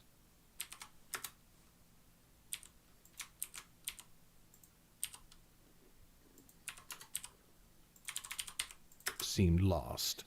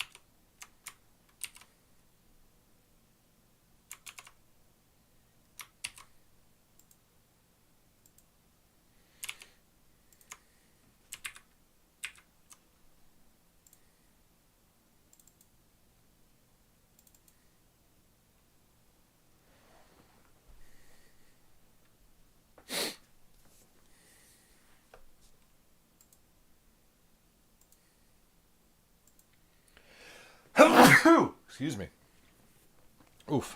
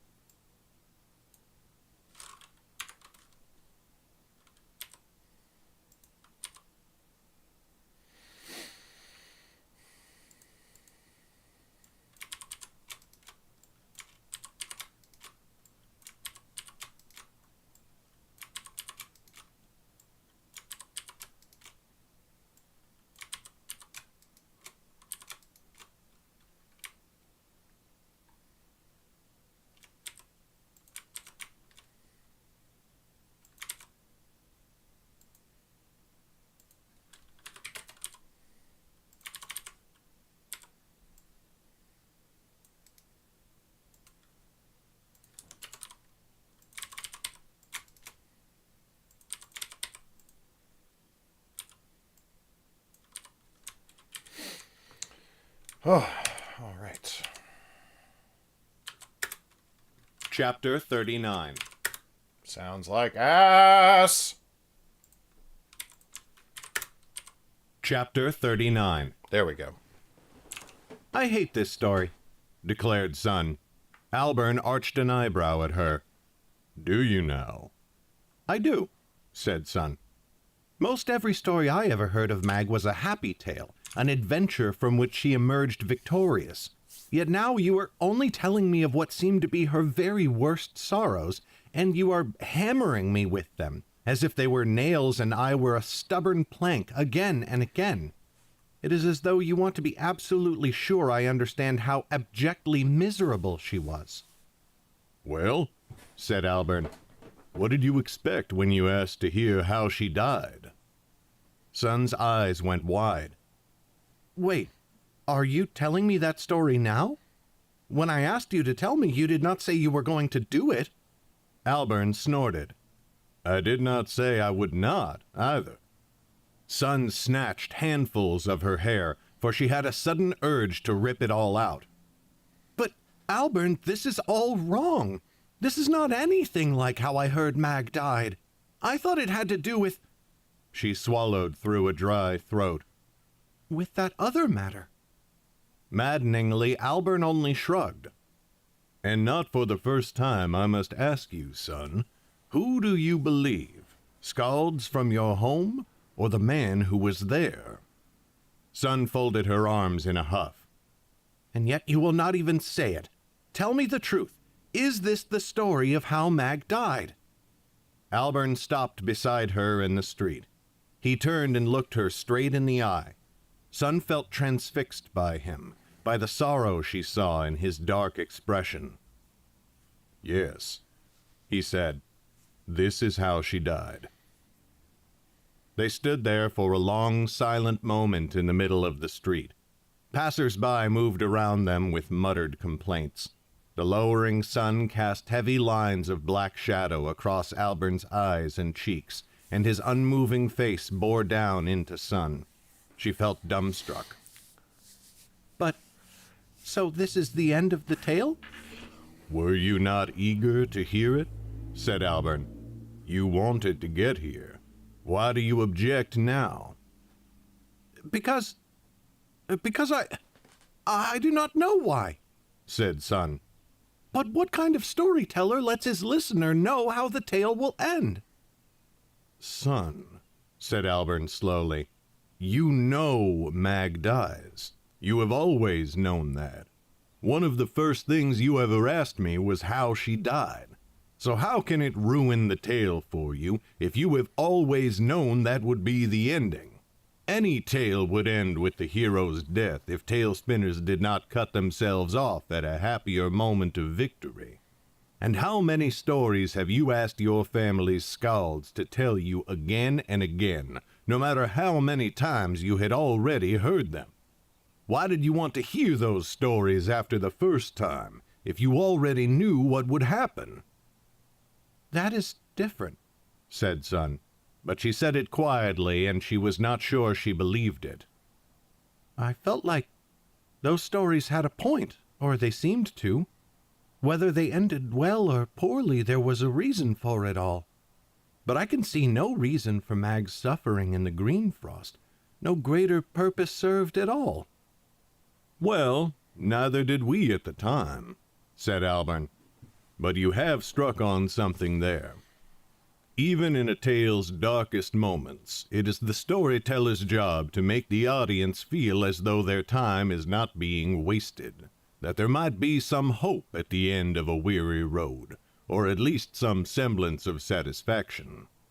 I'm sorry you feel otherwise now, but stay with me a little longer, and when I'm done, then you can tell me if you are still disappointed. Son sighed. That prospect holds little hope for me either. This tale is why we started traveling together.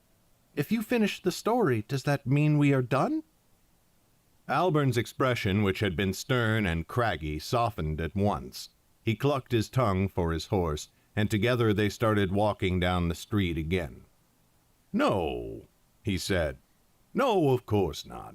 I will not abandon you, son, not if you do not wish me to, and mayhap not even if you do, depending on the circumstance. And if it is any consolation, after this tale is done, I may have others, and you may wish to hear them.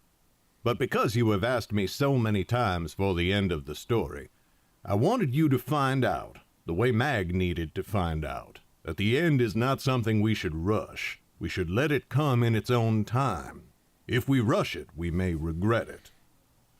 He fell silent then, and they walked together for a short while without speaking. But even as Sun was pondering his words, a hand clapped down on her shoulder from behind. "Mistress," came a rumbling, familiar voice. "the Lord and Lady Valgoon command you to attend them at once."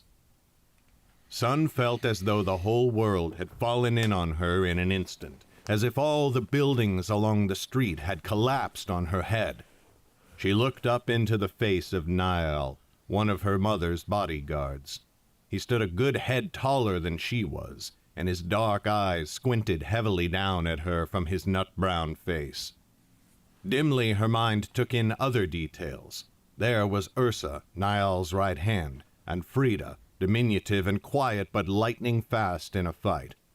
The women stood on the other side of Albern, one of them with a hand on his horse's reins. Albern himself stood stock still, his gaze darting everywhere. Sun's mind raced in circles until she felt ready to faint. "Mistress," repeated Niall. Ursa had fixed a steely glare on Sun, while Frida's look was almost pleading. She was one of the kinder warriors in her parents' employ, but Sun knew she would not hesitate to bring Sun back home by force if that was what was required. "I am fairly certain she does not wish to come with you," said Albern. "You are not involved in this, old man," snapped Niall. "I'm feeling rather involved," said Albern. And then he drove one heavy boot straight into Niall's groin. Niall collapsed as though struck with a sledgehammer. Even as Frida reached for her weapon, Albern brought his hand into a vicious chop at her throat. She fell back, gasping and hacking, while Albern slammed the top of his head straight into Ursa's nose. Sun heard a crunch, and then Albern seized her, and she was following him down the nearest alley, both of them dragging their horses along. "Sky above!" cried Sun. "Sky above, what have we done?" "Strictly speaking, you have done nothing," said Albern. He was breathing heavily. His burst of motion seemed to have taken a toll. "Those three are used to getting their way. None of them expected resistance, but they will not be stunned long. Well, not the women, anyway." His hand fumbled in a pouch at his belt. Risking a glance back, Sun could see he was right. Ursa and Frida had nearly struggled back to standing. Niall, on the other hand, still lay whimpering on the cobblestones, clutching between his legs. But then Sun and Albern darted around a corner, and the guards were out of view. "We are leaving the horses," said Albern. "They should lure your family's guards away. I will send word to a friend to have them rounded up." "But what are we—" "Now, son!" She slapped Vika's flank. The horse whinnied loudly and ran down the alley to the street. Cries erupted from the crowd there, but Albern had stopped at a door leading into the back of a building. His left hand came out of the pouch at his belt, fingers gripping an iron key. In a flash, he unlocked the door and threw it open. He pulled Sun in after him and shut the door again. They both waited in the dark in after him and shut the door again. Or again.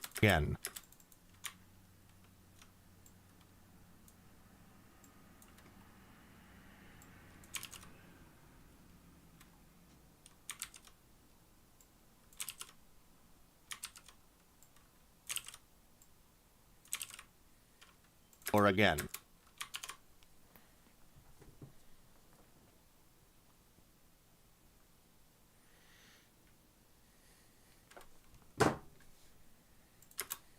He pulled Sun in after him and shut the door again. They both waited in the darkness for a tense moment of silence. The heavy pounding of boots came to the door. Sun's blood froze. The boots continued down the alley where the horses had fled. Soon all had faded to silence. Dark below, wheezed Albin. that was a good run. Lucky we were already close to this place when they found us. Lucky indeed, said Sun. Her body seemed to be responding properly to her impulses again, but all she wanted to do was collapse. Instead, she looked around at the space they were in. It was a small room with shelves running along the walls. Only a little bit of light leaked in under the door through which they had entered. Another door to their right led deeper into the building. But what is this place?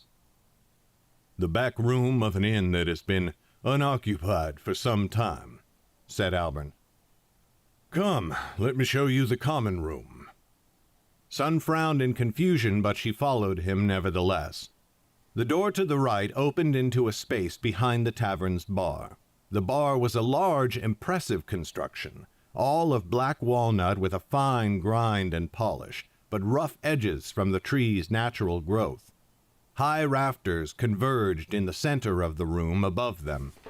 A large brass chandelier hung from where the beams met, currently empty but ready to hold dozens of candles.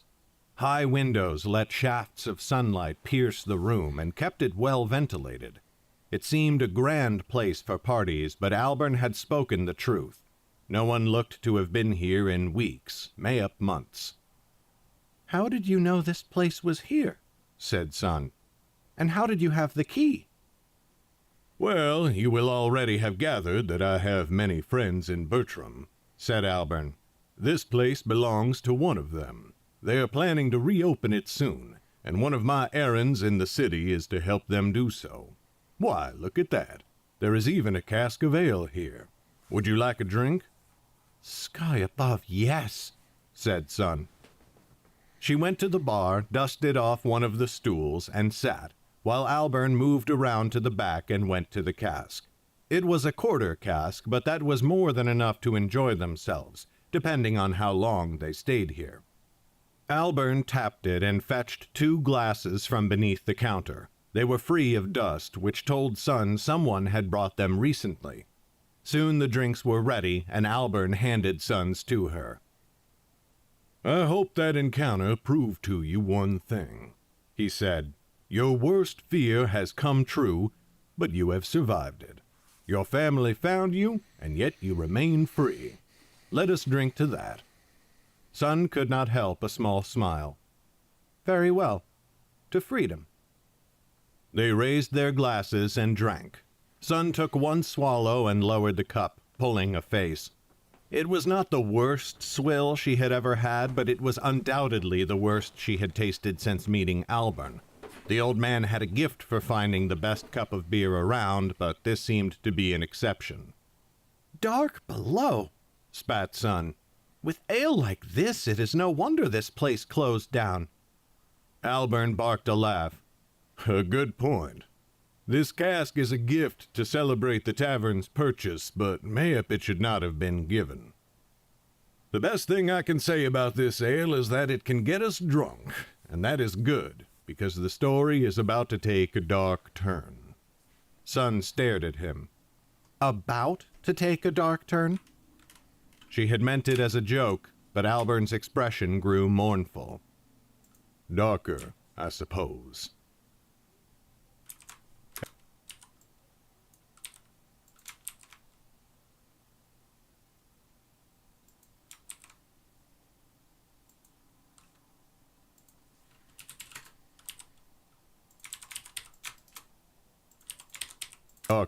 Darker, I suppose. After Mag led Yue, Dryleaf, and me out of the hills, we went due south to lose ourselves in the green frost. Due south to lose ourselves in the green frost. I took up the rear of our sad little procession, doing my best to hide our tracks from any pursuit. But privately, I doubted they would come after us. Kuhn would be enraged at the death of his nephew and dismayed at the gutting of his army. But he was a the gutting of his made at the gutting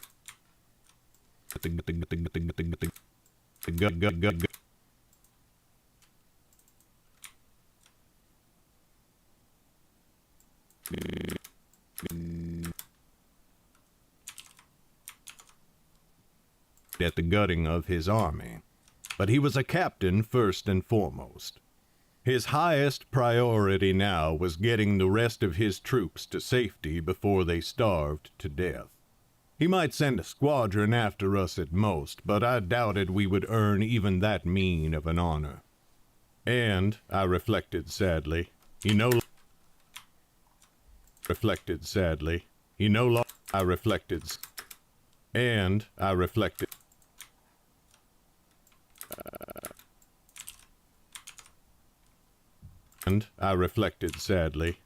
longer had Jen to send after us. I did not know anyone else who would be able to track me if I did not want to be found. The night was already half gone when we left. I pushed us to walk until dawn had begun to lighten the sky to the east. Then at last I stopped and had us set up camp, building a little fire. With daylight coming, we would not need to... With daylight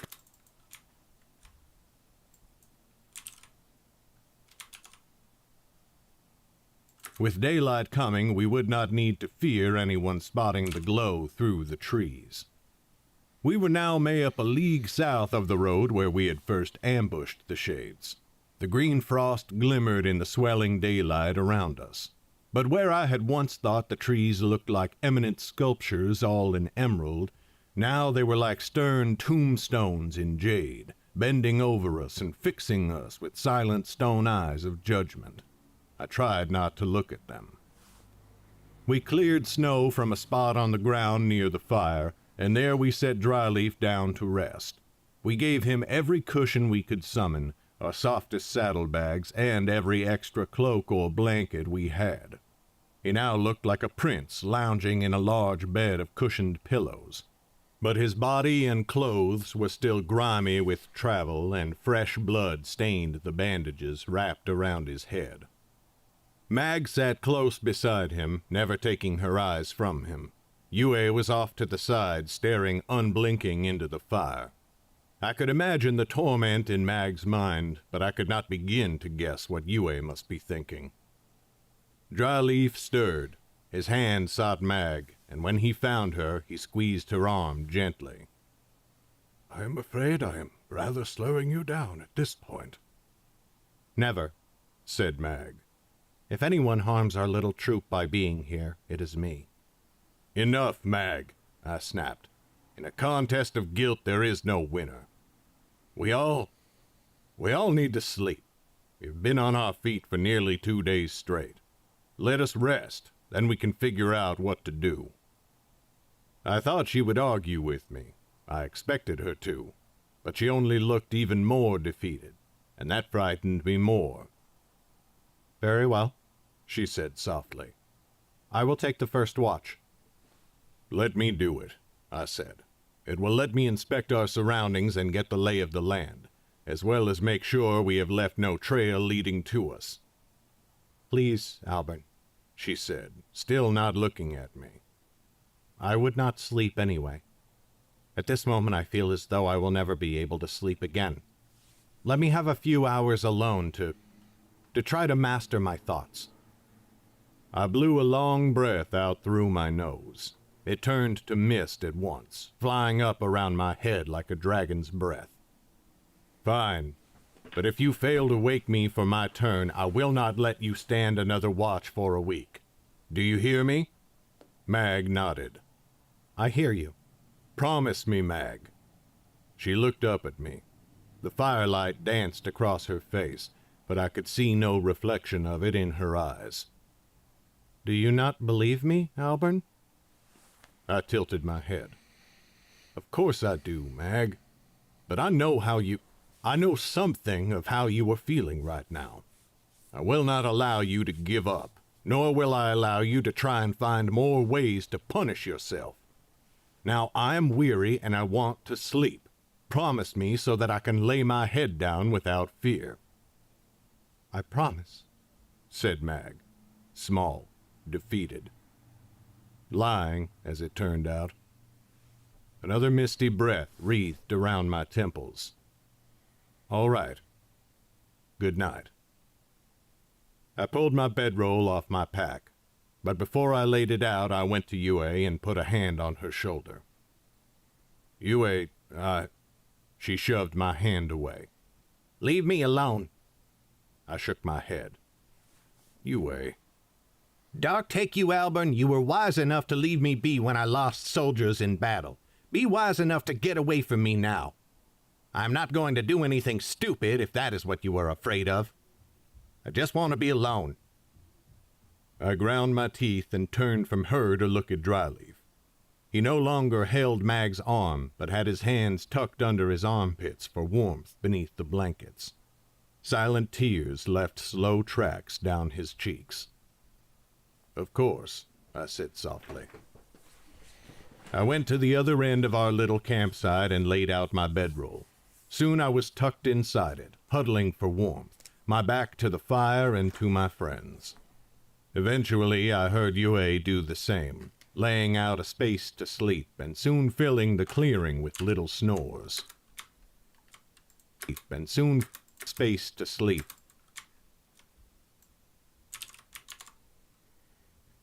Space to sleep and soon filling the clearing with little snores. I fell asleep not long after that. I woke up close to sundown, and Mag was gone.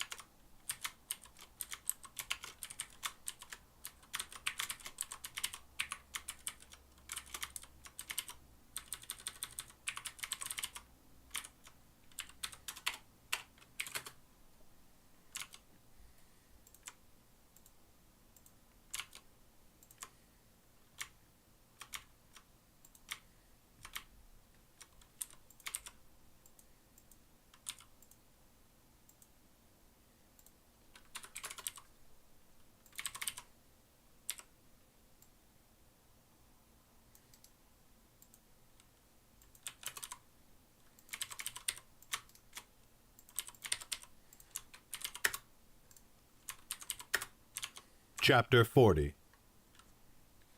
Mag waited by the campfire until the rest of us had fallen asleep. That was not long. Dryleaf's injury sent him back and forth between senselessness and an agitated dozing. Yue and I were bone-tired and soul-weary. Before long, Mag rose from her place by the fire. A moment's trepidation held her. What if someone came upon our camp while she was gone? But I had told her Kun would not pursue us, and she believed me. She always believed me, even if I could no longer believe in her.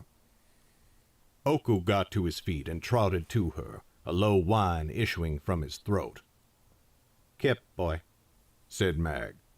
Oku paused, one front paw hanging in the air. Mag knelt, scratching him behind the ears. Then she pulled him into her arms, sinking her fingers into his fur, holding him close and relishing his warmth. Oku pushed his nose between her elbow and body, nuzzling into her. "I am going," she said quietly.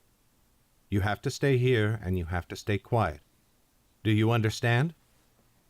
Oku drew back and looked up into her eyes. "You have to stay here, and you have to stay, and you have, and Oh yeah. you have to stay quiet. Do you understand?" Oku drew back and looked up into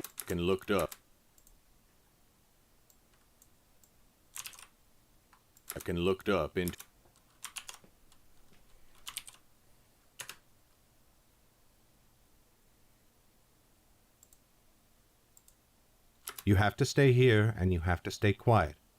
Do you understand?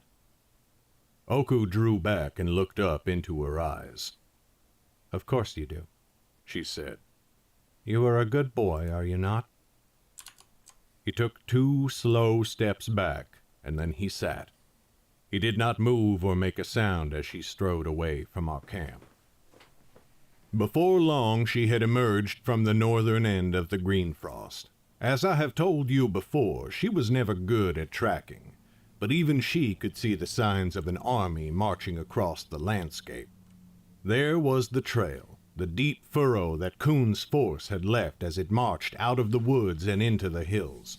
She could even see, faintly in the distance, the smoke of campfires rising into the sky above the tops of the hills. She sighed, set her course, and started walking towards them.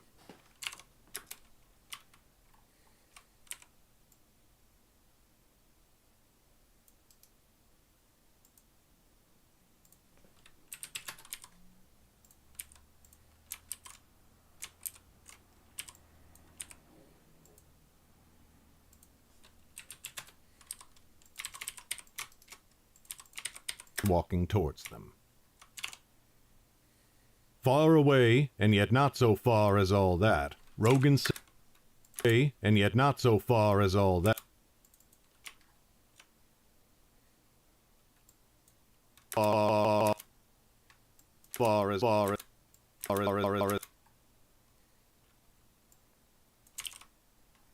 not so far as all that.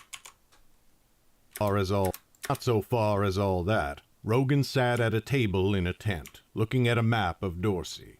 He was alone, or as alone as he ever was. His thoughts lingered on Kaita, and they left him despondent. Suddenly he felt a presence. The flap of his tent flew back, and a figure strode into the tent. Rogan looked up, and his heart nearly stopped as he recognized the Lord. "Father," he said, frowning. Something was wrong, but his mind was slow to identify it. What a click. Holy cow. Hear that? Jesus. But his mind was slow to identify it. Then the Lord came and placed a hand on his shoulder. Rogan shot to his feet. "Father!" he cried, his voice shaking the tent canvas. How are you here? You cannot be here. Be at peace, my son," said the Lord. "I am here because I must be. Have faith." "Of course, Father," said Rogan, bowing his head. "Forgive me, Oh, Father." He leaped forwards and wrapped his arms around the Lord, crushing the smaller man into his chest. And though Rogan, like all the Shadeborn, was always as warm as if a furnace burned in his chest, he felt an even greater warmth seeping from the Lord, suffusing him, granting him a peace of mind and a comfort that he had long missed. "It has been too long, my favored son," said the Lord quietly. "It feels like forever and an age," said Rogan, withdrawing slightly. "Are you absolutely certain that this is safe?" As certain as I can be, and as safe as anything is, said the Lord. Besides, it could not wait. Much has become clear to me. I finally know the reason, Rogan. I know why we had to send Kaita to her doom, though it was agony to us both. Rogan's eyes shot wide. Why, father? You will soon see. Fetch horses, but only for the two of us. We must move quickly.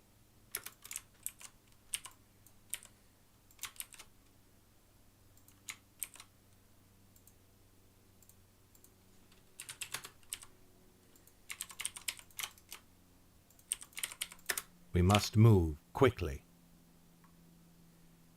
As I woke from the day's sleep, I leaped up with a shout.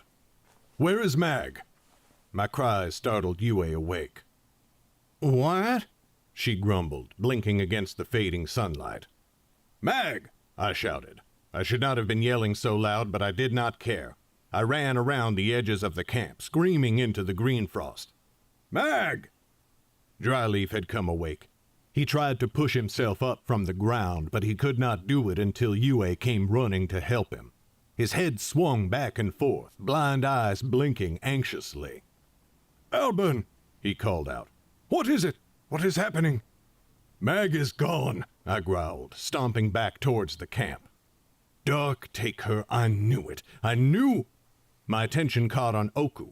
The hound was trotting back and forth towards the north end of the camp, sniffing the ground and whining. What is it? I ran to him and he pointed with his nose. The ground there had been swept clean. I'd done it myself when we found the campsite, to ensure no one would follow us here. But now there was a fresh set of tracks. It set out from our camp, walking away north between the trunks of the trees. Dark-taken sow, I roared. How dare she? She... I bit my own words off, unable to find words for my rage. Yue had come to stand beside me, and though she was no better a tracker than Mag, even she could not miss the set of boot prints leading north through the mud. We have to go after her, she said. I bit my tongue nearly hard enough to sever it. We cannot, I growled at last. Not both of us. Yue, I am so sorry. I do not deserve to ask anything of you. But please, someone must stay here with Dryleaf. I need you to keep him safe while I rescue Mag. Rescue her? Said Yue. How do you mean to do that? I think she is gone to Kuhn's camp, I said, to turn herself in and face punishment for everything that has happened. I should be able to... Yue's face had gone stony. Be able to what, Alburn? I shook my head slowly. I do not know, I said. Mayhap I can sneak in and help her escape somehow. And what if she is guarded? Said Yue. What will you do to any soldiers watching over her? I looked at her, aghast. Yue, I would never harm them. If there is no way to get her out... I swallowed hard. Well, if I cannot get her out, then I will get caught trying. I promised her, Yue, that I would stay by her side until the end of the road. I cannot break my word, not to Mag. Yue studied me for a long moment. At last she said quietly, All right, then. If you promise you will not harm a servant of the king's law, then I will stay and watch Dryleaf. I promise. Dryleaf was trying to rise to his feet. Alburn, he said, groaning the word. You have to... The effort was too much for him, and he subsided, sinking back into the bed we had made for him. I ran to his side. I'm here, Dryleaf. You have to save her, said Dryleaf. I have told you before. She needs you far more than either of you think. I do not know if I believe that, I said, but I will... You must believe it, insisted Dryleaf. You are not her lackey, Alburn.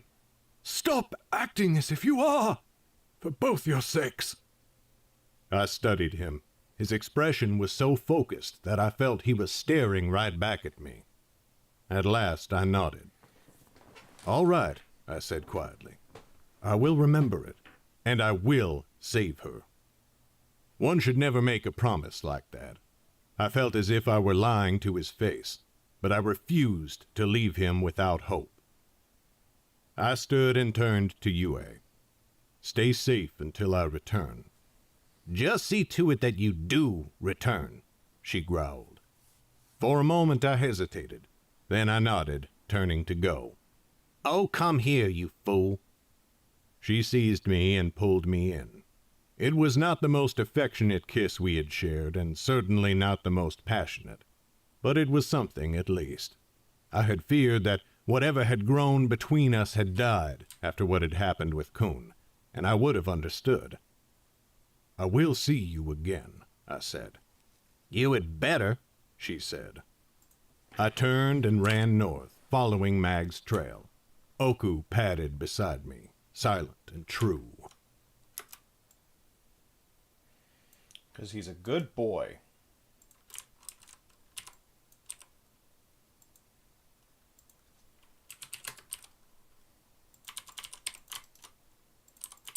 Silent and true.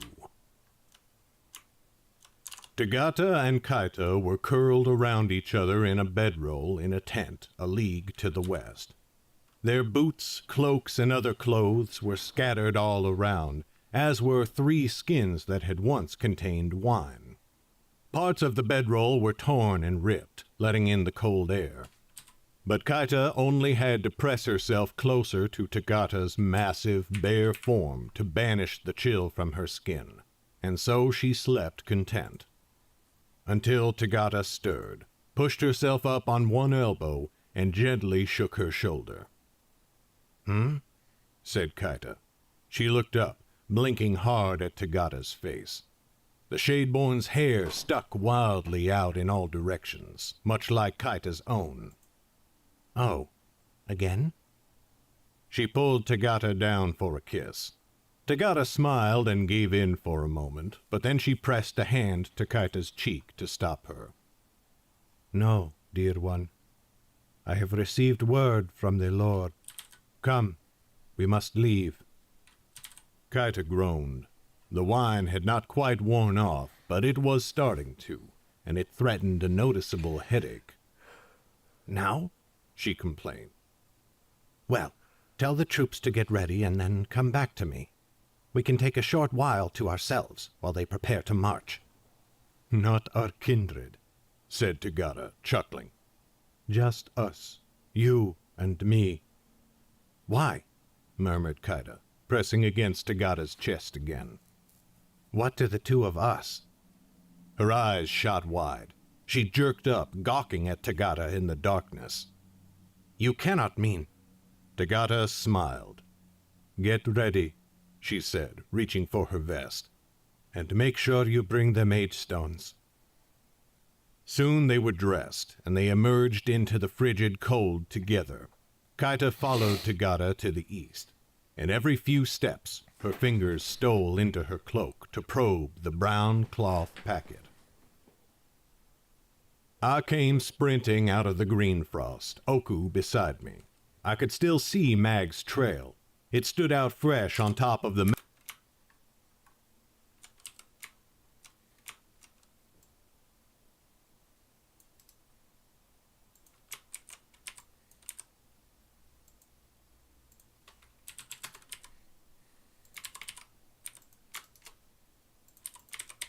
cloth packet. I came sprinting out of the green frost, Oku beside me. I could still see Mag's trail. It stood out fresh on top of the many other tracks from recent days. She was not making even the barest attempt to hide her passing. She had to know I would be able to follow her. Did she think I would not go into Kun's encampment? Did she believe me faithless, that I would abandon her to her fate and not try to stop her or to save her? A chill struck me. Did she think Kun would be so quick to execute her that I would not even have the chance? That when I failed to save her from her fate, I would be forced to turn tail and head back to Yue? That was a darker thought than I wished to contemplate, and certainly a darker one than I wanted to imagine in Mag's mind. I put on a fresh burst of speed, hardly even glancing at her trail anymore. It went straight north. That required no skill to follow. I knew where she was going, and I would go with her until the end, even if it were only to find her already. I stopped. Mag's tracks turned. They were no longer heading for Coon's camp, but had swung west. My gaze followed, and I frowned, wondering what Mag could be looking for in that direction. And then I saw another massive furrow in the muddy ground, one like the trail of Coon's army, but smaller and heading west through the hills. The tracks of the Shades. They had left it when they retreated, after destroying the supply train. My eyes shot wide. No.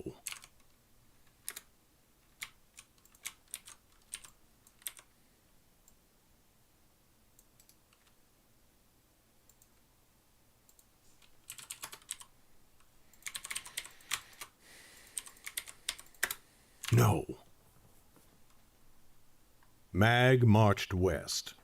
She had known what she was looking for when she left the Green Frost. She had known the Shades were to the west, and so she skirted the edge of Coon's encampment until she saw the signs of their retreat. She was no tracker, and she never had been, but she could read the signs of an army marching across the land. She was following those signs still. There was determination in her step, but no speed. She was resolute, but she was not eager. This path was inevitable. It was always going to come to this in the end. She had once deluded herself into thinking there was another way, but she knew now that that had been an impossible dream, like her life with Sten. She swallowed past a sudden lump in her throat and rolled her shoulders, and she trudged on. She would not stop, not now, not until she reached the end of the long road, alone. She wondered, briefly, if I would ever forgive her. Above her, a raven called in the darkening sky. Mag ignored it at first. If the bird sought carrion, it would soon have its fill. Then she stopped. It was late for ravens to be out. The bird landed in the mud in front of her a span away. Mage light flashed in its eyes, and Kaita resumed her human form. And then behind her, over the low hill west of their battleground, came another figure, this one lumbering. More than 2 heads taller than Kaita, and with a massive greatsword slung across her back. The brute woman. Mag heaved a mighty breath, letting it out through her mouth to wreathe into mist around her. She hefted her spear and swung her shield onto her arm.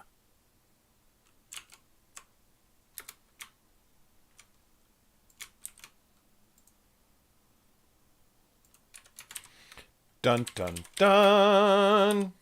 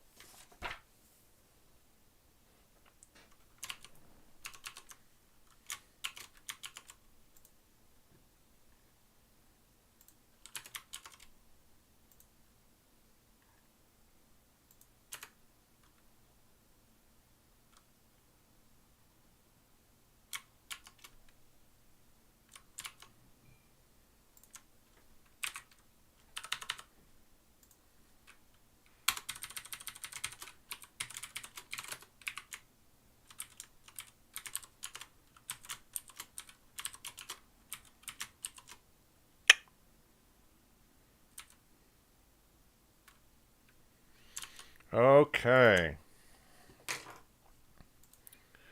And that is going to be it for me today. Back tomorrow with more audiobook. Who is streaming? Ray Music, yay.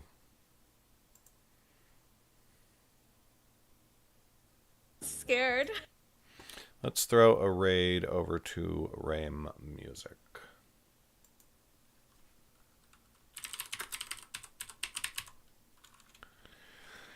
Oh man, what a day it has been. Chunked through 6 chapters, and how many do we have left?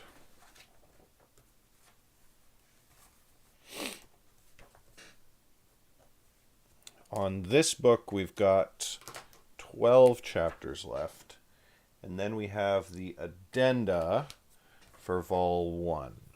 For the volume, rather. So, there we go.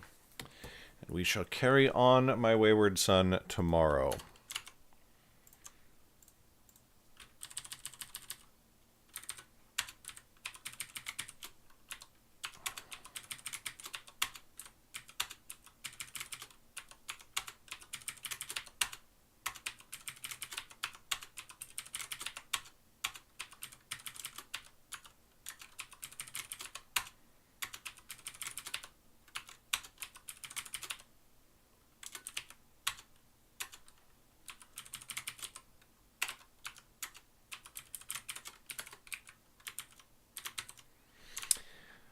Until then, thanks for everybody who came and hung out. Erica, Jay, Exaris, hope you had a good time on your first stream. Nix, see you next time as always. Peace. Bye.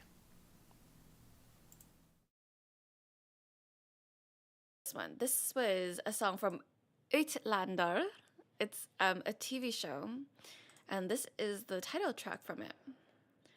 VlogaNovel, how are you doing? And Chris, the tiniest rain. VlogaNovel, welcome.